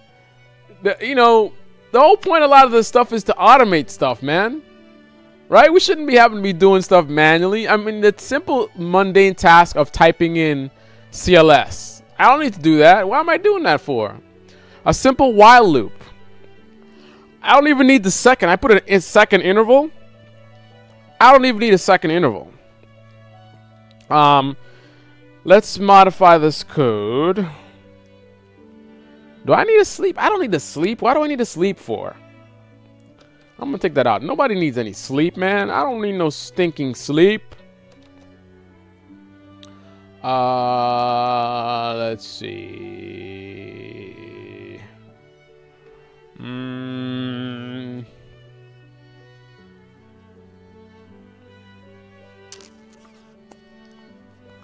Let's see. Welcome aboard, Omar. Omar is in the house. Just Canon and D playing in the background.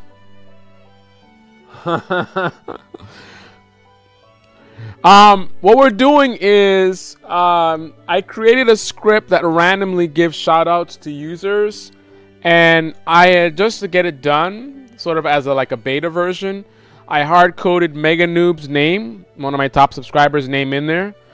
Now we wanted to randomize it, so I wanted to have eventually I'm gonna have a list of top subscribers, and I'm gonna randomly pick names from that list.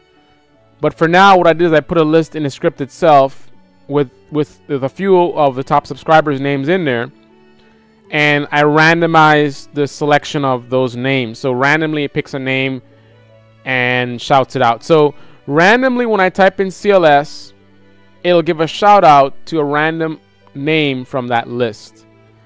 And I messed it up. I did a real bad, like a really bad mistake that cost me a lot of time troubleshooting it, and I just got it fixed. So now I'm testing it to see how it works, but I was doing it manually, typing in CLS enter. I'm like, why am I doing this? This is stupid. You know, I got better things to do. So basically I created a while loop to do it automatically. So so now let me think for a second. Let myNum equal myNum plus 1.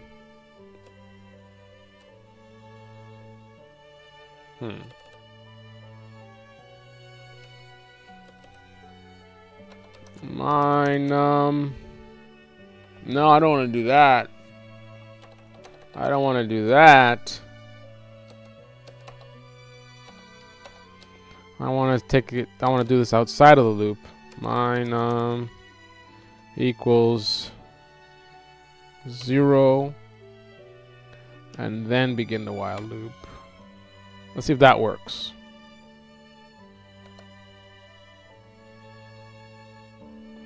I think I need a sleep. Oh, there's the turtles! I saw the turtles! Teenage Mutant Ninja Turtles, Teenage Mutant Ninja Turtles, Teenage Mutant Ninja Turtles, Turtles in a half shell.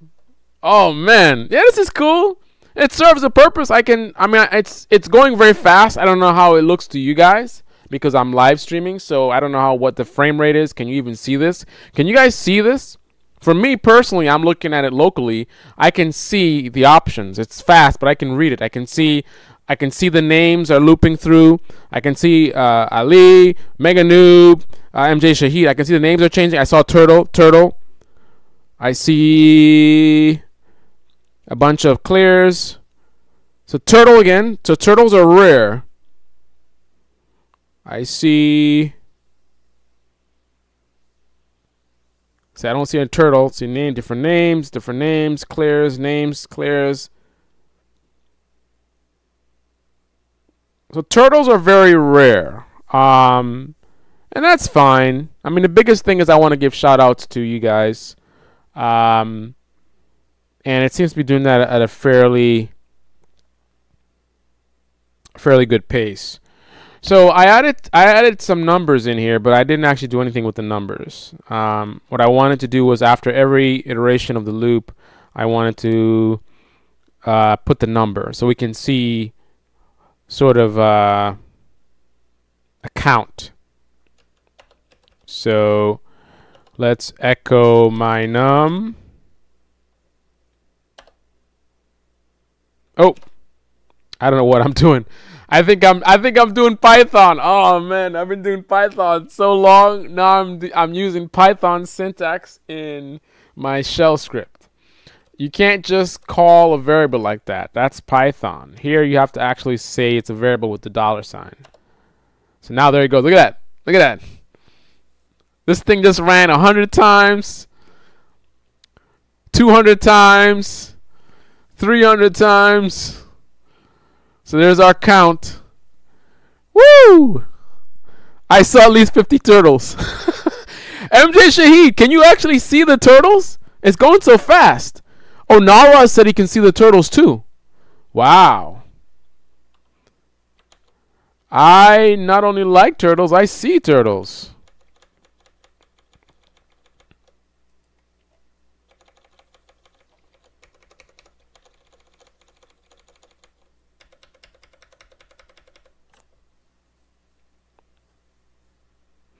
Hey MJ Shahid, welcome aboard, man. Good to see you. We're here talking about you behind your back, man. You're all over this thing. 1,000 runs. Look at that. We're up to 1,000 already. 2,000 times. We got Omar listening in. Omar, are you a new subscriber? I haven't seen you around, man. No, I've seen you, Omar. Didn't we talk, Omar, not too long ago? MJ Shahid, always good to see you. Really appreciate the support. We're up to 2,000 runs, 2,600 runs. So I'm happy with this. This looks good, man. This code is good. Now, for the people that didn't get to watch the live video, I'm going to give you guys the code that I just did on this loop. You guys can have fun with that. I'm going to post it in the description of the video. Where the hell is the description of the video? So I'm going to end this section of the highlight video. So just 1 second. All right, guys. So this is a Computer Programming University, and as I always say, learning should always be fun, and let's have fun while learning. So we just updated successfully the randomizer, random shoutout script that I created before, and I just did some QA testing, which I automated a little bit using a while loop, which I'm going to put in the description of this video. And we're good to go. So next thing we want to do before we end the live stream is we're going to do a brainstorming session about pulling data from the comments and things like that. So, but that's it for this this video. Thanks for watching, and until the next episode. All right, so that's done with. So I'm uploading that video right now, and now we can begin. So let's go ahead and begin this one, and this is the Computer Programming University. Let's have fun while learning. So we just did a live stream where I updated my randomizer script that actually does a random shout out to various users. It was hard coded to Mega Noob's name just to get it done. That was a beta version. So we're moving closer to production by now implementing a randomizer in the script, so it's randomly picking names, but it's picking names from a local list that's in the script itself. Long term, the release version of this code is going to feature a centralized model where a flat file that has the top subscribers, which will be maintained by some other code, and that flat file will be the source of the list of top subscribers that this code will use. So this code is going to use an external list from a flat file that other scripts will use. But for now, this beta version has its own inbuilt list that has to be manually updated, and that's fine. But now we want to move on to the next thing, and this code right here, I don't know if I can put it in the, why can't I see the, oh, there it is. There's the description box. I don't know why I'm just being silly here. So I'm putting the code in the description box for the loop that I just did to do the testing. So for those of you guys that weren't in the previous stream, this is the testing that we did. I did a loop that's basically, so the command is CLS, which I use to clear my screen. Randomly, it'll give a shout out to a user or say I love turtles. And this is me. I created a ad hoc basically QA script that runs it hundreds and hundreds of times, like very quickly. We actually did 3,000 runs. So I'm able to quickly look at this and see what's happening. So I can see Mega Noob, MJ Shahid, Mega Noob, Nara Zarli. I can see all the names. So it's rotating through the names. I can see turtles happens. A bunch of clears just happened. I can see turtles once in a while. So I was able to look at this and quickly get an assessment of how the script is running, because every time you type the command, it does something different, right? It's randomly changing. So by using this loop, I'm able to quickly assess a bunch of times. Like basically, I just tested me typing that command 1,000 times, and I have a good sense of how it's rotating through the different options of shout out, turtles, or clearing the screen, and I'm happy with it. So now let's move on to, that was interesting. I stopped it and it kind of like came back or something. So now I'm gonna leave the code on the screen. If you guys want to take the code and do your own thing with it, experiment, whatever, that's all good. As much as I can show on the screen at one time. Anyway, so there's the code. That's enough. That's enough. What you're seeing right now is enough. This is the heart of the code, right? All we have is more conditions, you know, with different numbers. That doesn't matter. All right, guys. So let's talk about our project. So now all you can see is my head. Great. Just like Frosted Flakes.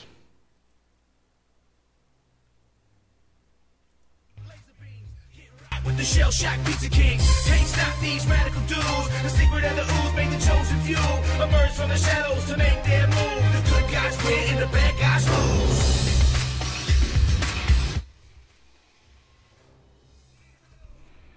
All right, that's enough of that. That is entirely enough of that. So, 1 second. So we're about to start our brainstorming session.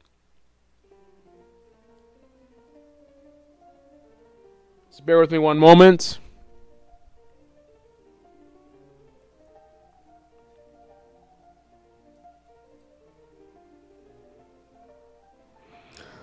All right, so here's the deal. MJ Shahid is going to bed. Good to see you, man. Sleep well. I will watch the full video and practice tomorrow. Awesome, man. All right, so here's what we want to do. And this is not going to take long. This is just a quick brainstorming session. We spent way too much time on this because of that mistake that I made. It's all good. I think it's also good for you guys to see, you know, like I said, we're all students. We're all learning. So while I'm teaching you guys, I'm actually learning myself certain things. It's funny, the teaching has always been to me an educational process, because the very act of teaching requires education, because even the process of preparing to do like a tutorial or a lecture, you've got to review things, and by reviewing it, you're enhancing your memory of things, and it's just educational. So you know, teaching is educational, not just for the students but also for the instructor. But here's the project. So I'm not going to sleep, guys. I'm in deep thought here. Just bear with me. So what we want to do is I want to basically track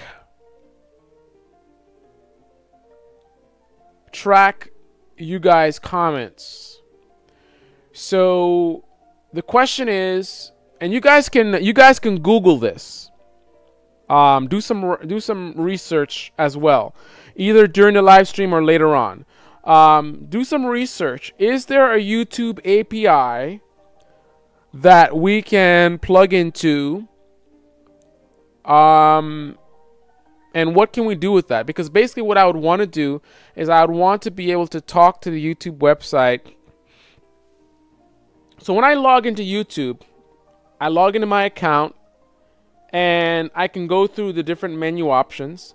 And one of the menu options on the web page is a section where I can see, I think it's community, and then you have comments, right? So I'm basically I'm using the Chrome browser to navigate to that page, right? So can I use the API to do the same thing? So basically the same way that Chrome does that, can I do that with a Python script? If not, can I just basically scrape? See, scraping web pages is one thing when you're not dealing with authentication, like scraping google.com, scraping cnn.com. It's not a big deal because there's no authentication. The data is available. All you got to do is send your request, your HTTP request, to the site, and it's gonna return the pages and the graphics and stuff like that, right? But YouTube is a secure website as far as not just YouTube, but as far as the like my YouTube account. You know, that's where the data is. The data is in my YouTube account. My account is authenticated. So could I actually scrape on authenticated web pages? That's something else to do research on. Do a Google search and see, can you scrape authenticated pages? I'm not sure what you should type in your search. Web scraping web pages, and then also put authentication, security, something like that. It may not work because of security. So if that doesn't work, then I'll have to scrape my emails. And that's something else I'd have to do research on. How do you read emails? Now, as a beta version of this, like I said, sometimes you gotta just do brute force. I can possibly create something that will I can manually feed. I can manually go to the videos and copy and paste the comments into a file, and I can create a script that processes that file. So basically I'd have to manually update the file. So every day I post a video and you guys comment, I can copy the comment into a file and keep building up that file, and then have some kind of parser that reads that file, picks out usernames, does a count, keeps track of how many comments a user makes. And I think to begin with, maybe we just track comments right now, number of comments. It's going to be more complex than that in the future. But again, as a beta version, we just want to get a basic structure going. So I think I want to build a comment counter. So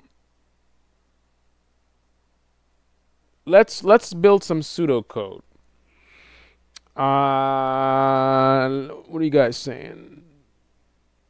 Okay, so let's build some pseudocode real quick. I'm not gonna actually do the thing right now. we're just brainstorming right now. So, what is going on? Okay, so let's go and create a directory. One moment. I'm going to create a directory. Let's call it comment counter.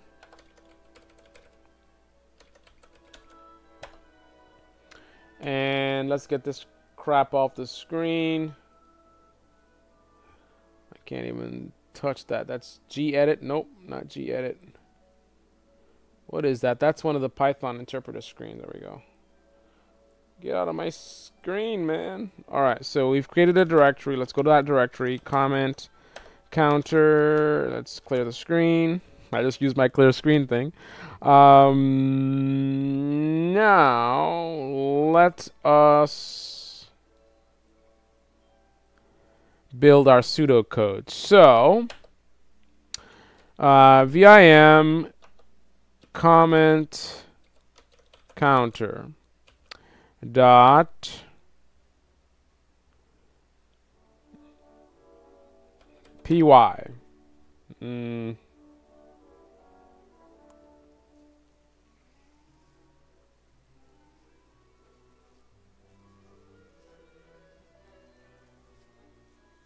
Doesn't matter. It's just pseudocode. It's all good.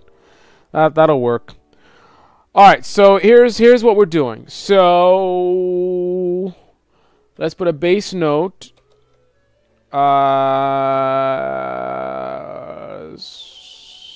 Script to count number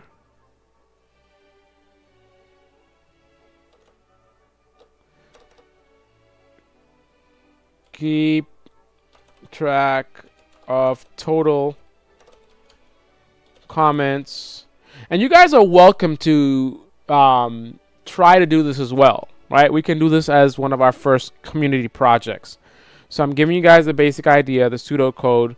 If you have ideas about how to implement this, either try to do it yourself or just think about it and come up with some ideas and share it with the team, and we can figure out what's the best strategy. But this is the basics.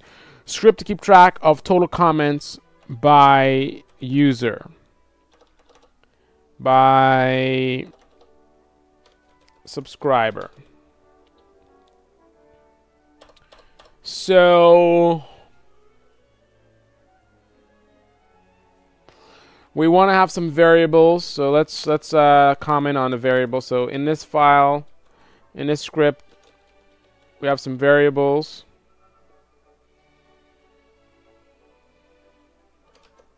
Let's do a multi-line comment.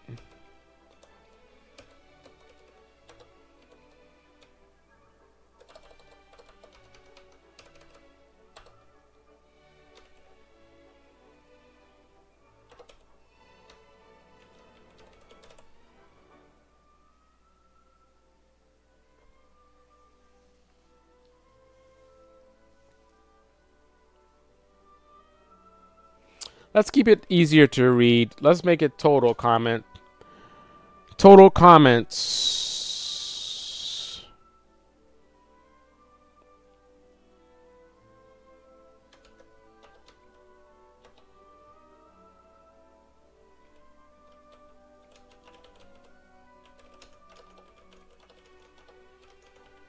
Total comments a user has made. And then we have user. So let's just say subscriber.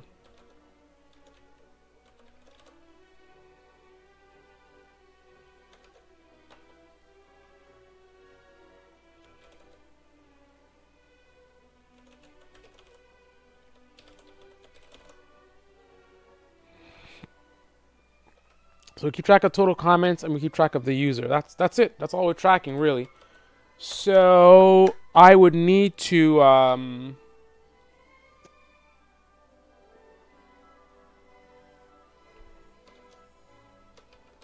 pull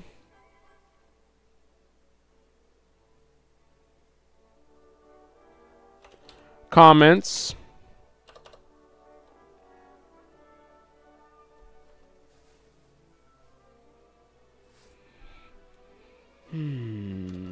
pull users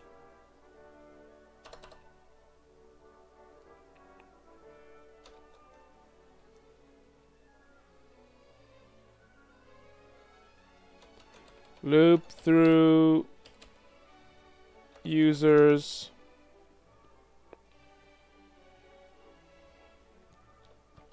and count comments for user.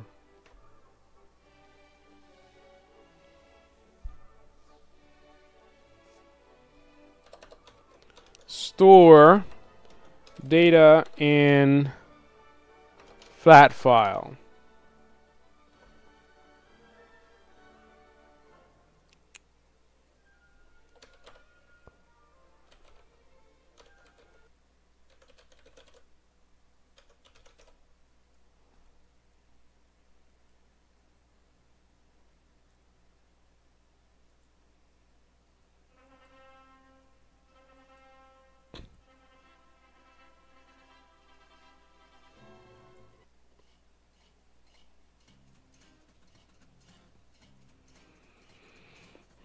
Okay, so I have a data file called topsubscribers.dat, which is going to have a list of subscribers and values like how many comments they've made. That file is going to be populated by this script, which pulls comments, pulls users, and then uses the list of users to find out how many comments they've made. So let's add some real pseudocode in here. So let's say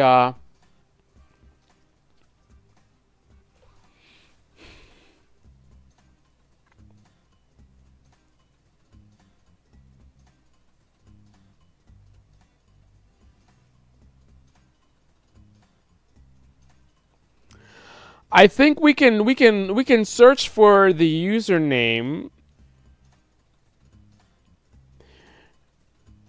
Well, let's actually look at what we're talking about here. So let's look at let me pull up the actual web page that we're talking about, so you guys can see what it looks like. It's good to see the actual, like, what are we talking about here. So I'm going to pull up my comments data from my login.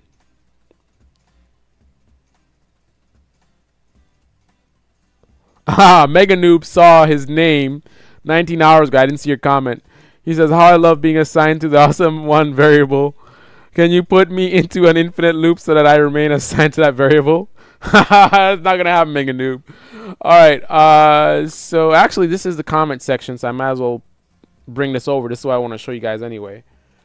So this is what we're talking about here. This is the source of the data. Apparently I can't close that section. So here's all the comments. So the comments begin with the username. So we could simply process this. We could take this data and put it in a file. Let's actually do that right now. So what if I try to just copy this? I'm getting extra stuff, so I'm curious to know how this is going to work. But let me grab these comments. Let's create a sample file so you can see what it's going to look like. So if I were to manually just copy this stuff right out of here. Now again, I'm copying like pictures and stuff, so I'll be curious to see what happens when I try to drop that into the Linux environment in this text editor.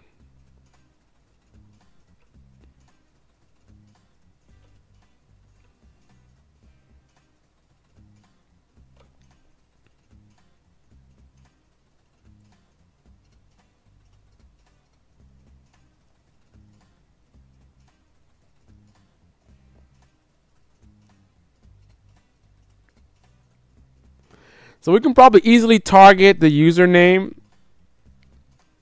Maybe not so much. Let's see. How do I know where a comment begins? I need a way to target the comment. This is just a bunch of raw data to a program, right? I can tell what the username is, but I need a way to communicate. I need a way to tell the interpreter what a username looks like. And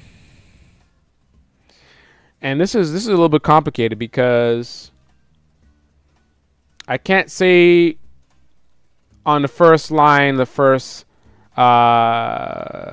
word, because that would take mega and not mega noob. If I say whatever the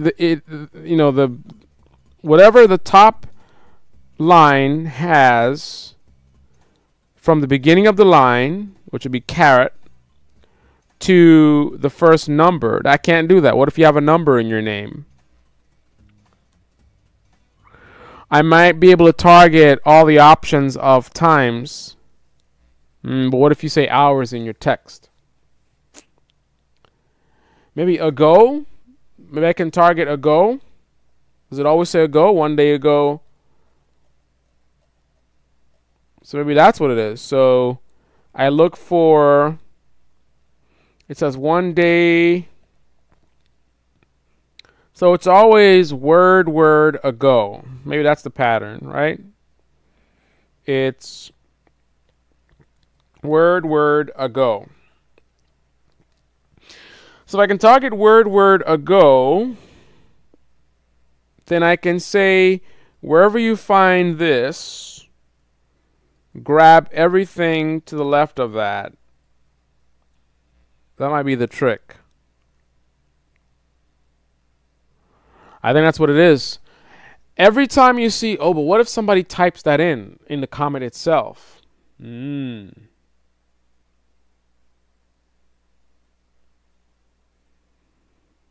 I got to think about that. I'm not sure how I'm going to do that.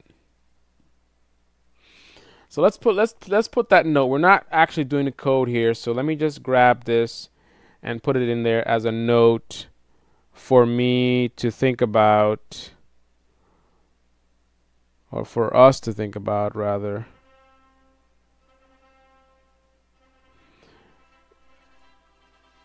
What is this marriage song in here? Okay, so let's do a comment.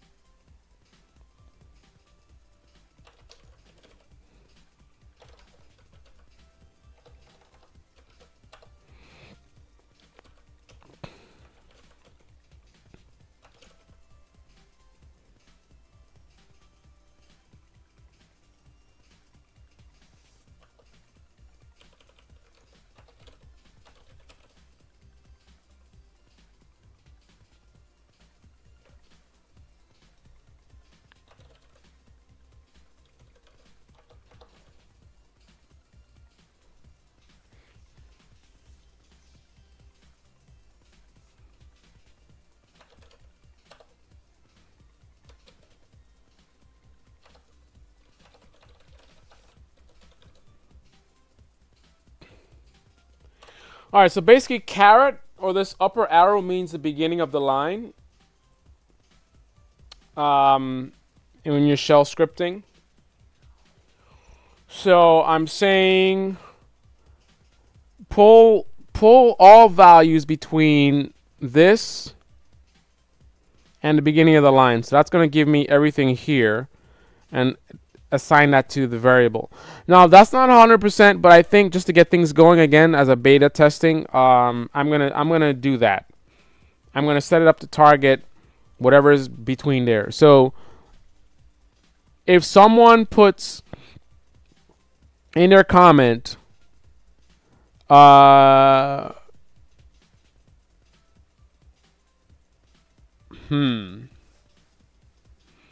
if someone puts 2 words before a go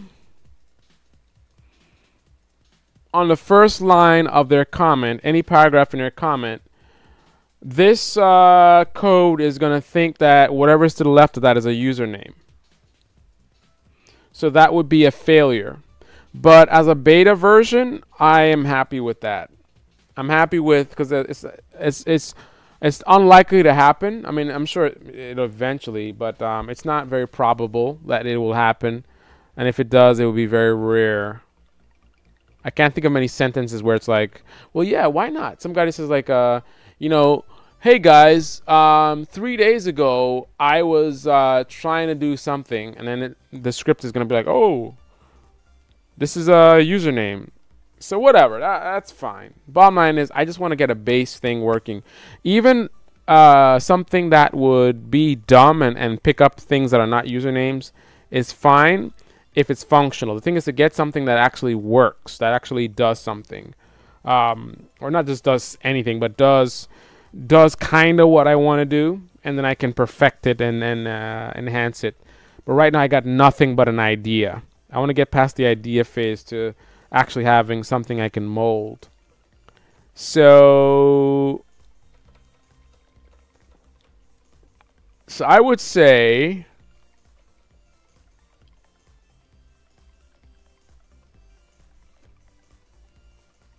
how do you know what a comment is? So everything is going to revolve around the usernames, figuring out what the usernames are, because a comment to me would be beginning with the ago until the next ago would be a comment. So what I would do is, oh, and what if you have 2 users with the same username? Wow.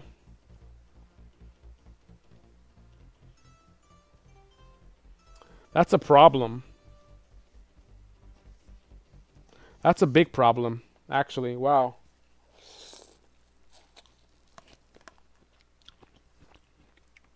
This is why you need to plug into the API for YouTube. The display names can be the same, right? You can have 2 users called myNum. But obviously on the back end, YouTube knows the difference between one myNum and another. So I would need access to that internal value. There's some kind of value that identifies each user on YouTube. Without access to that, I'm going to run into problems when users have the same names. Now that's not going to be very common. But if you want to build good code, then we need to account for that.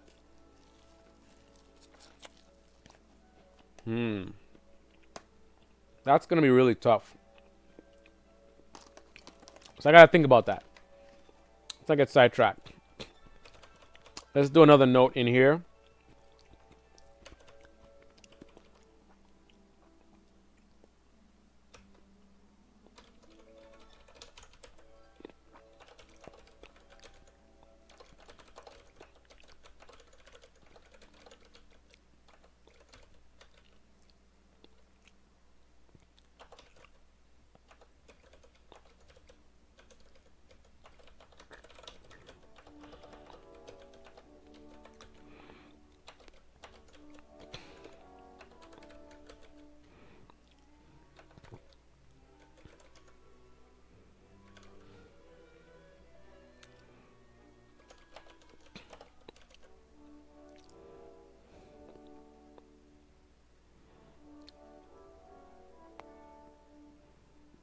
Yeah, we're going to need that because I can't tell the difference. Oh, wait a minute. Wait a minute. There's a way, there's possibly a way around it. Because I was thinking, how would I tell? I was like, I can't tell the difference, so how would the code know? You have 2 users with myNum. Somebody can take myNum's picture. So it's the same avatar, same name. I can't tell the difference. Actually, I can. If I were trying to figure out if it's really myNum, I would look at his actual channel and see what I see there. If myNum has 50 subscribers, and I see someone called myNum and they have 10 subscribers, clearly that's not myNum. So we need to do some kind of, if we don't have access to API, I need to do some kind of username validation. And that could be by tracking the number of subscribers. It's not perfect because you could have two users that have the same number of subscribers. That's unlikely. But what I would do is do a series of checks that assess the probability that the user is the same user. Right? So strip out all the usernames from any comments. Anytime I upload comments, strip out all the usernames. Check, cross-reference each username against my database. If you find any users in a database that matches a new user in the comments that we just uploaded, do a probability assessment of the likelihood that it's the same person. So we can do several factors. Amount of subscribers, how long they have their account. See, that's what it is. We can circumvent and maybe not even need the API. If I check for enough factors, I can get the accuracy level to be pretty high, because you can simulate myNum's avatar and his name, and you can maybe try to simulate his subscribers even if he doesn't have many. Let's say he has 10 subscribers. Maybe you can easily get 10 subscribers on your account, you know, just family members and friends. But it's going to be really difficult for you to really pass a bunch of tests. So basically we need to interrogate each user. You're saying you're myNum. Are you really myNum? How many subscribers do you have? myNum has 10. How many do you have? When did you create your account? myNum created his account on 2012. When did you create your account? See, that you can't fake, right? myNum created his account April whatever year. How are you going to do an account with the same date, right? Maybe I can pull videos from his channel and the times he uploaded them. So I can do just like the security checks the bank does, right? The bank asks you what's your mother's maiden name, what's your this, right? By probability, the odds of you being able to luckily guess a whole bunch of different questions is very unlikely. So we can do that to interrogate users. So let's see.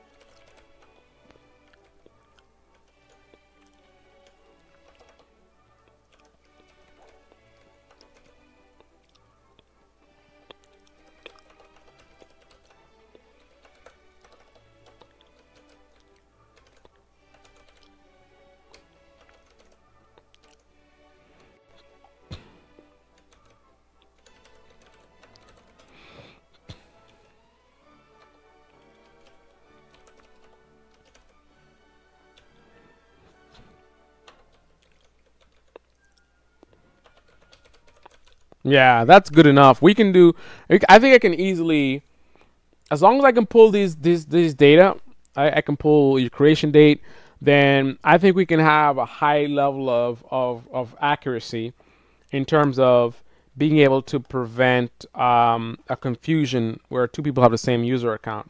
I think our script will be able to tell the difference. I'm happy with that. I don't need no stinking API.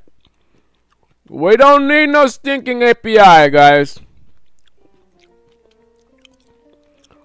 Take your API and shove it up your laptop. All right, I'm gonna wrap this up pretty soon.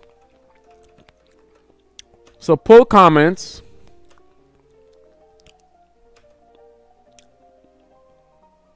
And store in temp file for processing.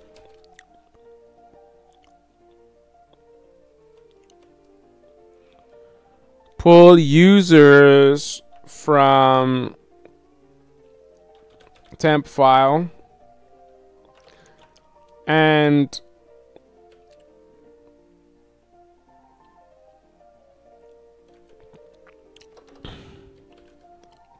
check for known users.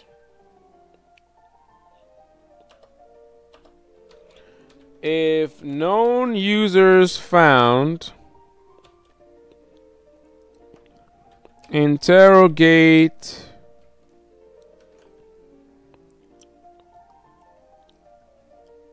user to assess if it's the same user or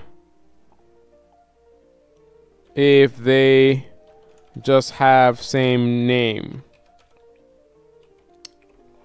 So we pull the comments, store them in a text file, pull the users from that text file, check it against an existing list of users.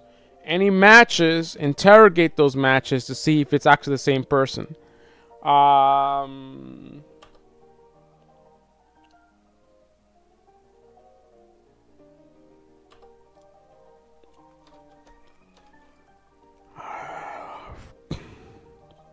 Oh, there's another problem. If I'm copying and pasting from the web page, I'm not going to have access to that data. I'm literally just copying the names. I'm copying the text of their username, which has no information. Wow. So I would definitely need something to actually scrape the web page, because only by scraping the web page will I have access to that data. Yeah.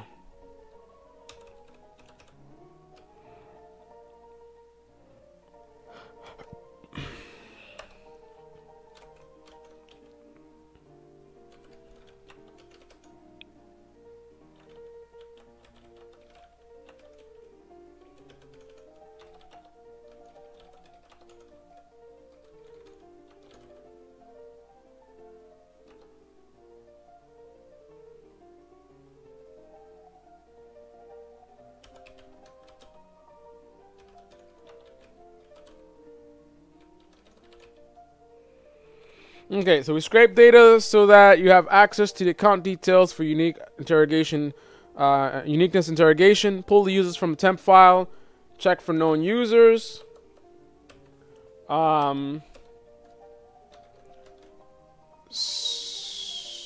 Mark known users to append new comments to existing total. Right? So if I see a user that commented that I'm aware of previously, I will mark them so I know that when I add up their comments, I'm going to append it to the existing number instead of inserting it into the database as a new user or something. If known users found, interrogate user to assess. I spelled assess wrong, right? Isn't it cease? I always spell it wrong. Is it assess? What the hell? Assessed? What the hell did I write? If known user found, interrogate user to assess if it's the same user or if they just have the same name. So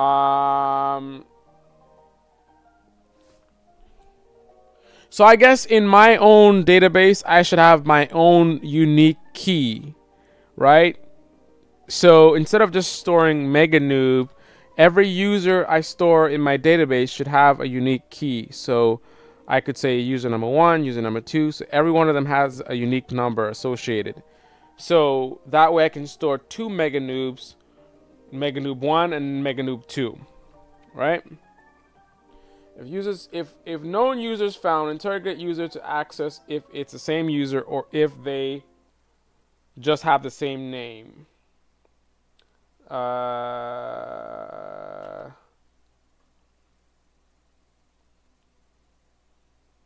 Okay.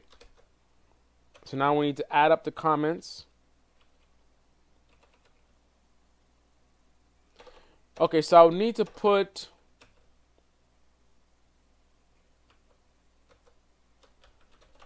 users in index, then loop through users and count the amount of comments for each user.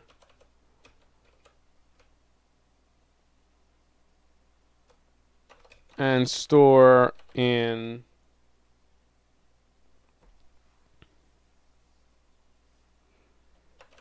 temp file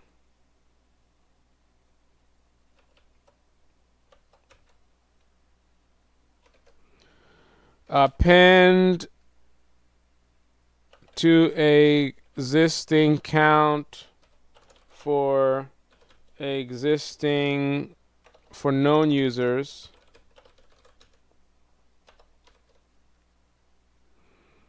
insert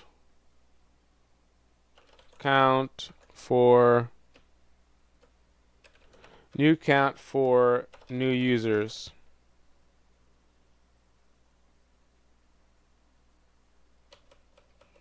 All right, so that's it. I'm going to wrap it up for tonight. Let's just review this real quick. I should actually save this. Okay. So here's our frame here, framework, whatever you want to call it. I'll put this in the comment section too, in the description box.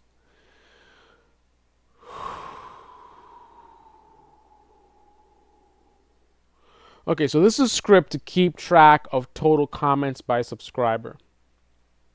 I got two variables, total comments, so I can store the total comments per each user.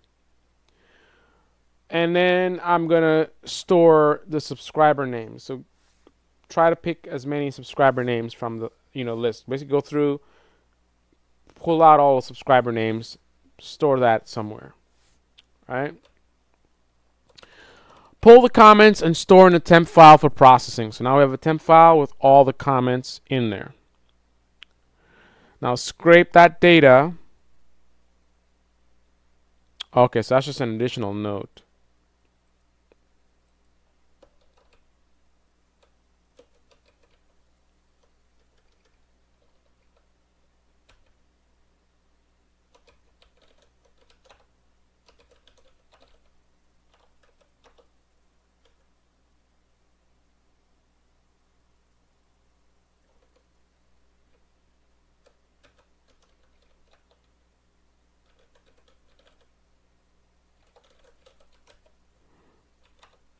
Okay, so we'll need to scrape the data from the website directly because that's the only way we can do the interrogation.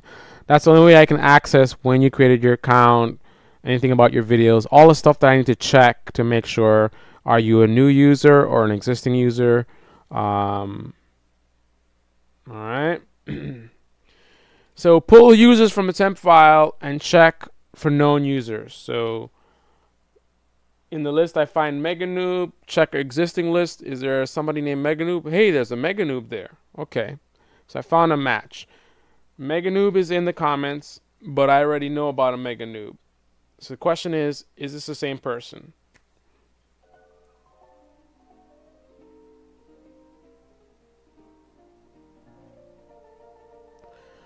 Put users in an index, then loop through users and count comments for user and store in the temp file. So I have an index file with all the usernames that I found. First guy was myNum. So now I can do a grep-c for a count. How many times do I see myNum? No, I can't do that. Well, if I've pulled successfully the usernames, if I was able to target the usernames, then yeah.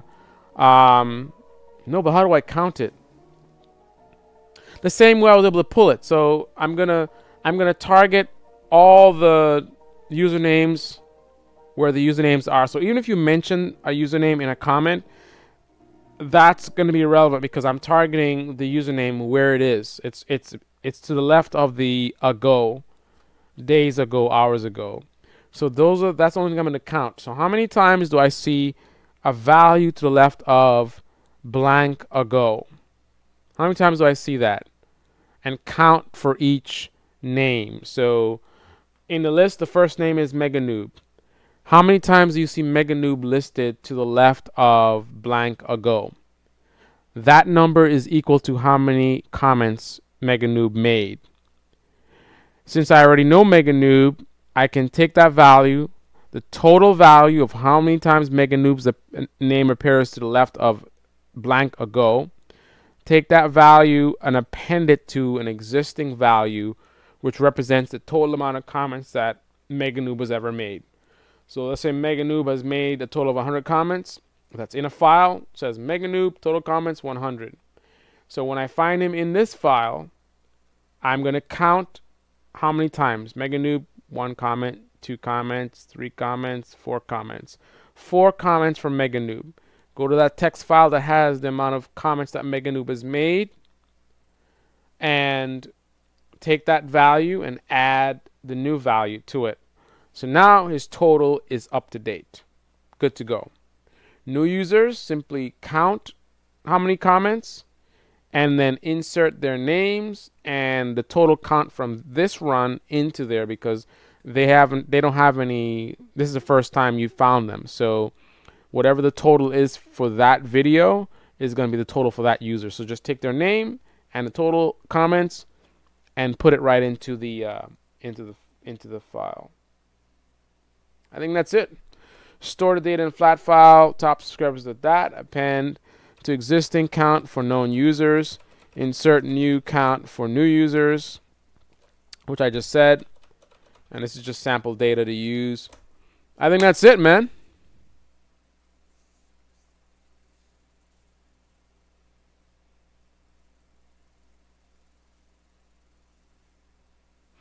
Pulling the user's comments,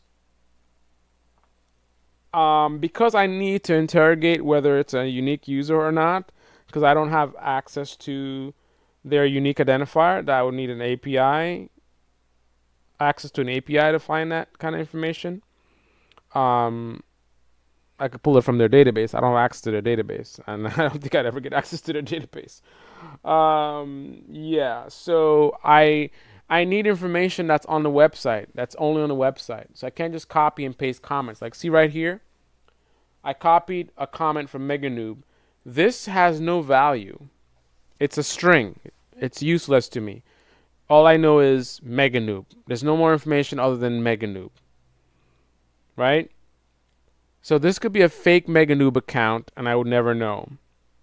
The data that can verify if that's MegaNoob or not is on the website. So I need to access it from the website. So copying and pasting comments into a text file won't work. I mean, it will work, but I won't be able to tell the difference between two people with the same username. So I think for the first draft, I'm not going to worry about that. I'm going to assume that every user is a unique user. And once I get that working, then we can go in and think about how to fix that properly. I think that's it, guys. So I'm going to go ahead and grab this code, and I'm going to post it into the video description so you guys can look at it, comment on it, maybe give it a shot, see if you guys can do this. Share it with the rest of the team. So I'm adding this to the description. What the hell just happened? And remember the other strategies, I can pull it from emails. We can actually take a look at the emails and see how the emails look. Let me pull up my Gmail account.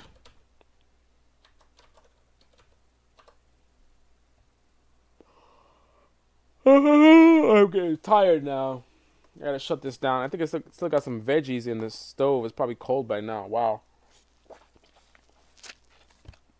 How long ago did I cook these vegetables? This is definitely cold. Late night snack of vegetables. Alright, social media.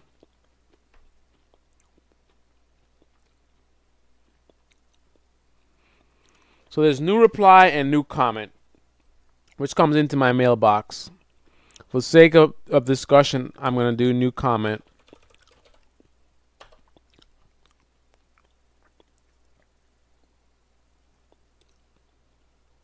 Okay. 1 second. I guess I can just pull in what's relevant. So this is how my emails look.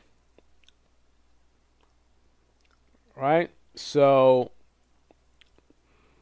it says new comment, new comment, new comment, new comment.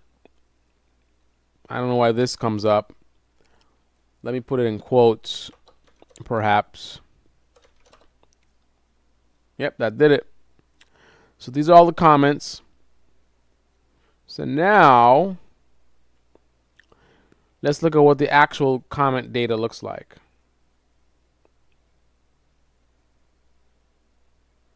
Okay, so Nick Cartha. I'll need to add Nick Cartha to our list of top subscribers, by the way. Let me do that right now before I forget. So I already copied this out to the description box. I don't think I'm maintaining a top subscriber deal. So what I'm going to do is I'm going to insert him into our random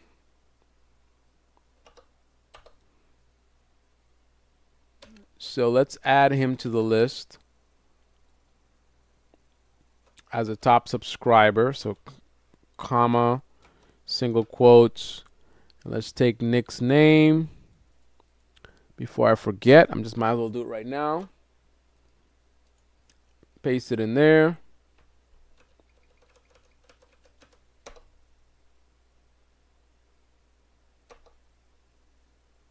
All right. So now we need to add one number to the index. So now it goes up to 3. And that's it. That should work. Let's do the loop. I don't know if I'll be able to see his name coming up.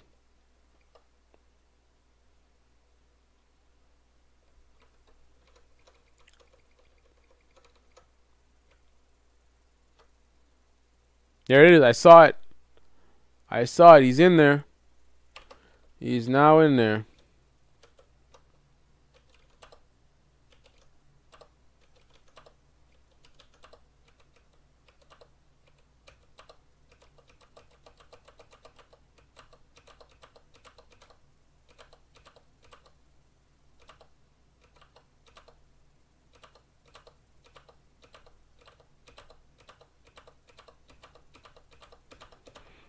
Whatever, he's in there. I know he's in there. So here's how the comments look like in my email. This actually might be easier because notice how the username is by itself. So the comment starts with the username by itself on a separate line. So that's much easier to target. I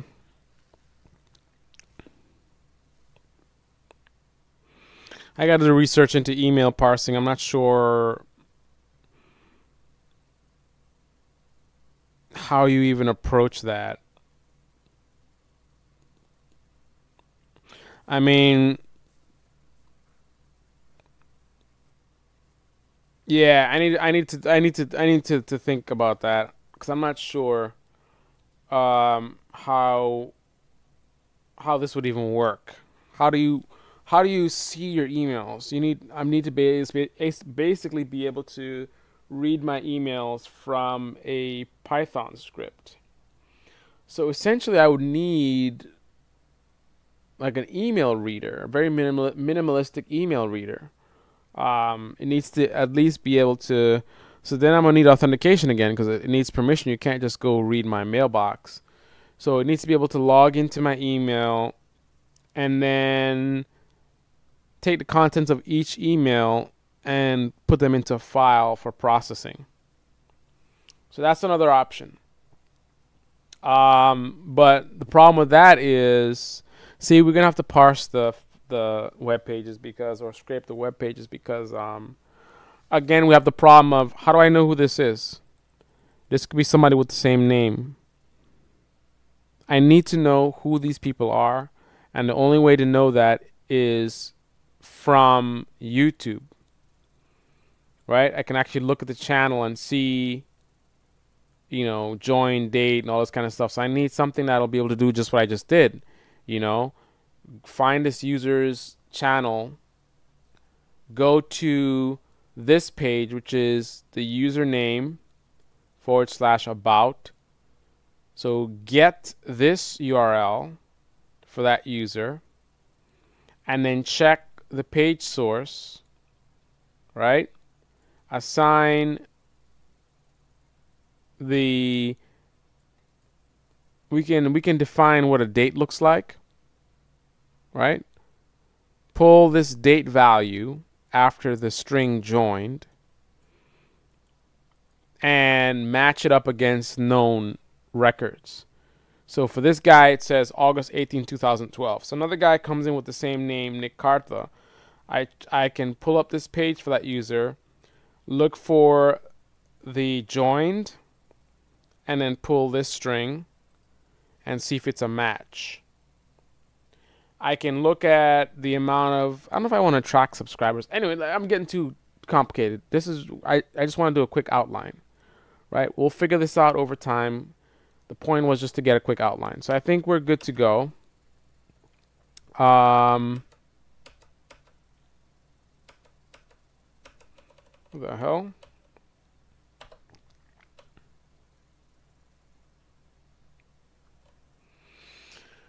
Well, that's it. That is it. So, let me see if we can celebrate. Celebrate. Come on. Boom, boom, boom, boom. Celebrate.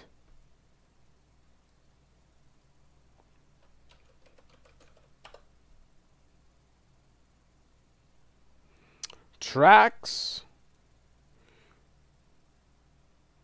Celebrate. Who is this?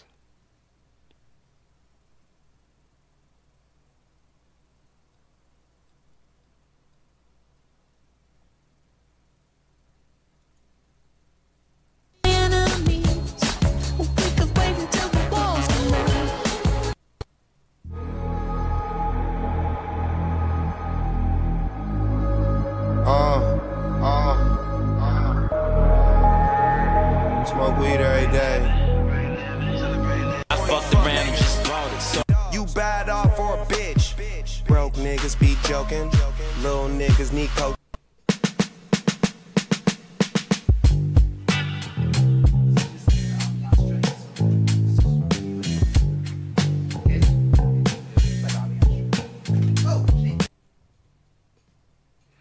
What are you saying, Naras? Naras said, I think commenters need to have a channel. Yep. Each YouTube user has a unique number, but I can't access that. And each channel has a unique public number. Yeah, that's right. That's right. The URL is going to be unique. You might have the same username, but the URL is going to be different, I believe. Yeah, it has to be. Obviously, it can't be the same URL. So that's a unique identifier, the URL. I don't think it's a secure option.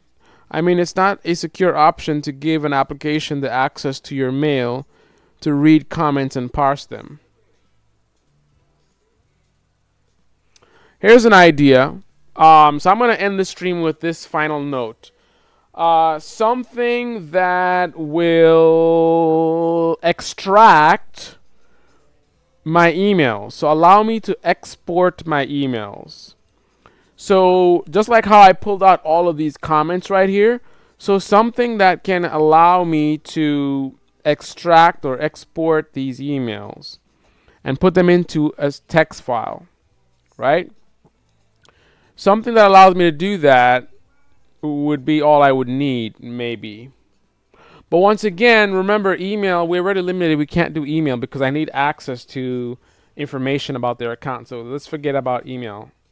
I mean, that's a good, I think I should do a project like that anyway, because that's good knowledge to play around with reading emails and stuff like that. That's good knowledge to have.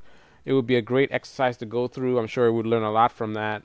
But as far as this project, we don't need to worry about that. What we need to worry about is how are we going to scrape these web pages, or is there an API that we can use to plug into get more data? So that's it. Everything looks good. Thanks for watching the live stream, guys. And feel free to take the code from the description box and try some of this stuff out. I would love your suggestions. This is a community thing. I want to hear what you guys' thoughts are on what's the best approach. I got bitten by a mosquito, man. Anyway, yes, I want to hear you guys' ideas. This is a community project. This is our little free dev boot camp on YouTube. Right. This is the Computer Program University. Let's have fun while learning. Thank you very much for joining in, Naraz. And MJ Shahid. And everybody else. Bonjour. Salud. Buonanotte. Buenas noches. Dobre noche. You are very welcome, Naras. And on that note, I gotta end my my video.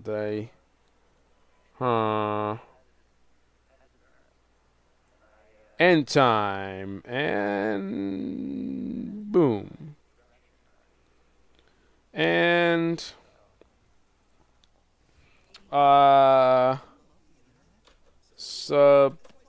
subscriber count project. All right, so let's upload that video. And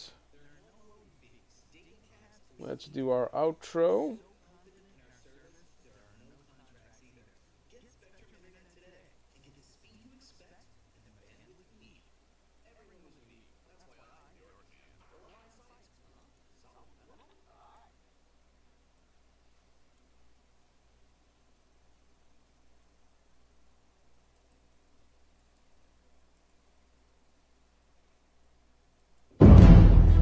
With options, your entire strategy is based on what you... I'm going to give you the fixed protocol.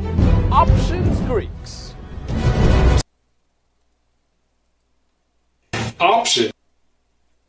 Options are just like coupons. Sir, Unit Bravo Alpha Delta Nate. I have 2 great reasons why you should subscribe to this channel right now. What is the bid price? Number 1, because you want to learn all about trading and trading technology and not fall asleep and not get a headache. My videos make you smile and make you finally understand complex topics like no other. Number 2, because rather than listen to me self-promote, you're going to take a look at what some of my viewers are saying about my videos. Don't take my word for it. The proof is in the pudding or the comments.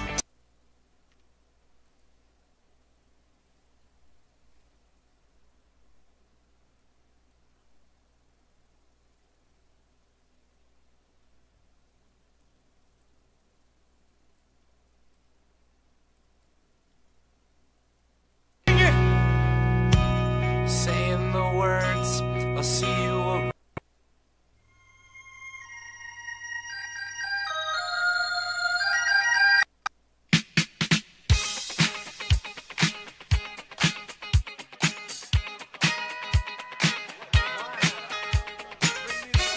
This is the Computer Programming University, where learning is always fun. Shout out to my notification squad, the CPU squad. And I'm out. CPU squad out.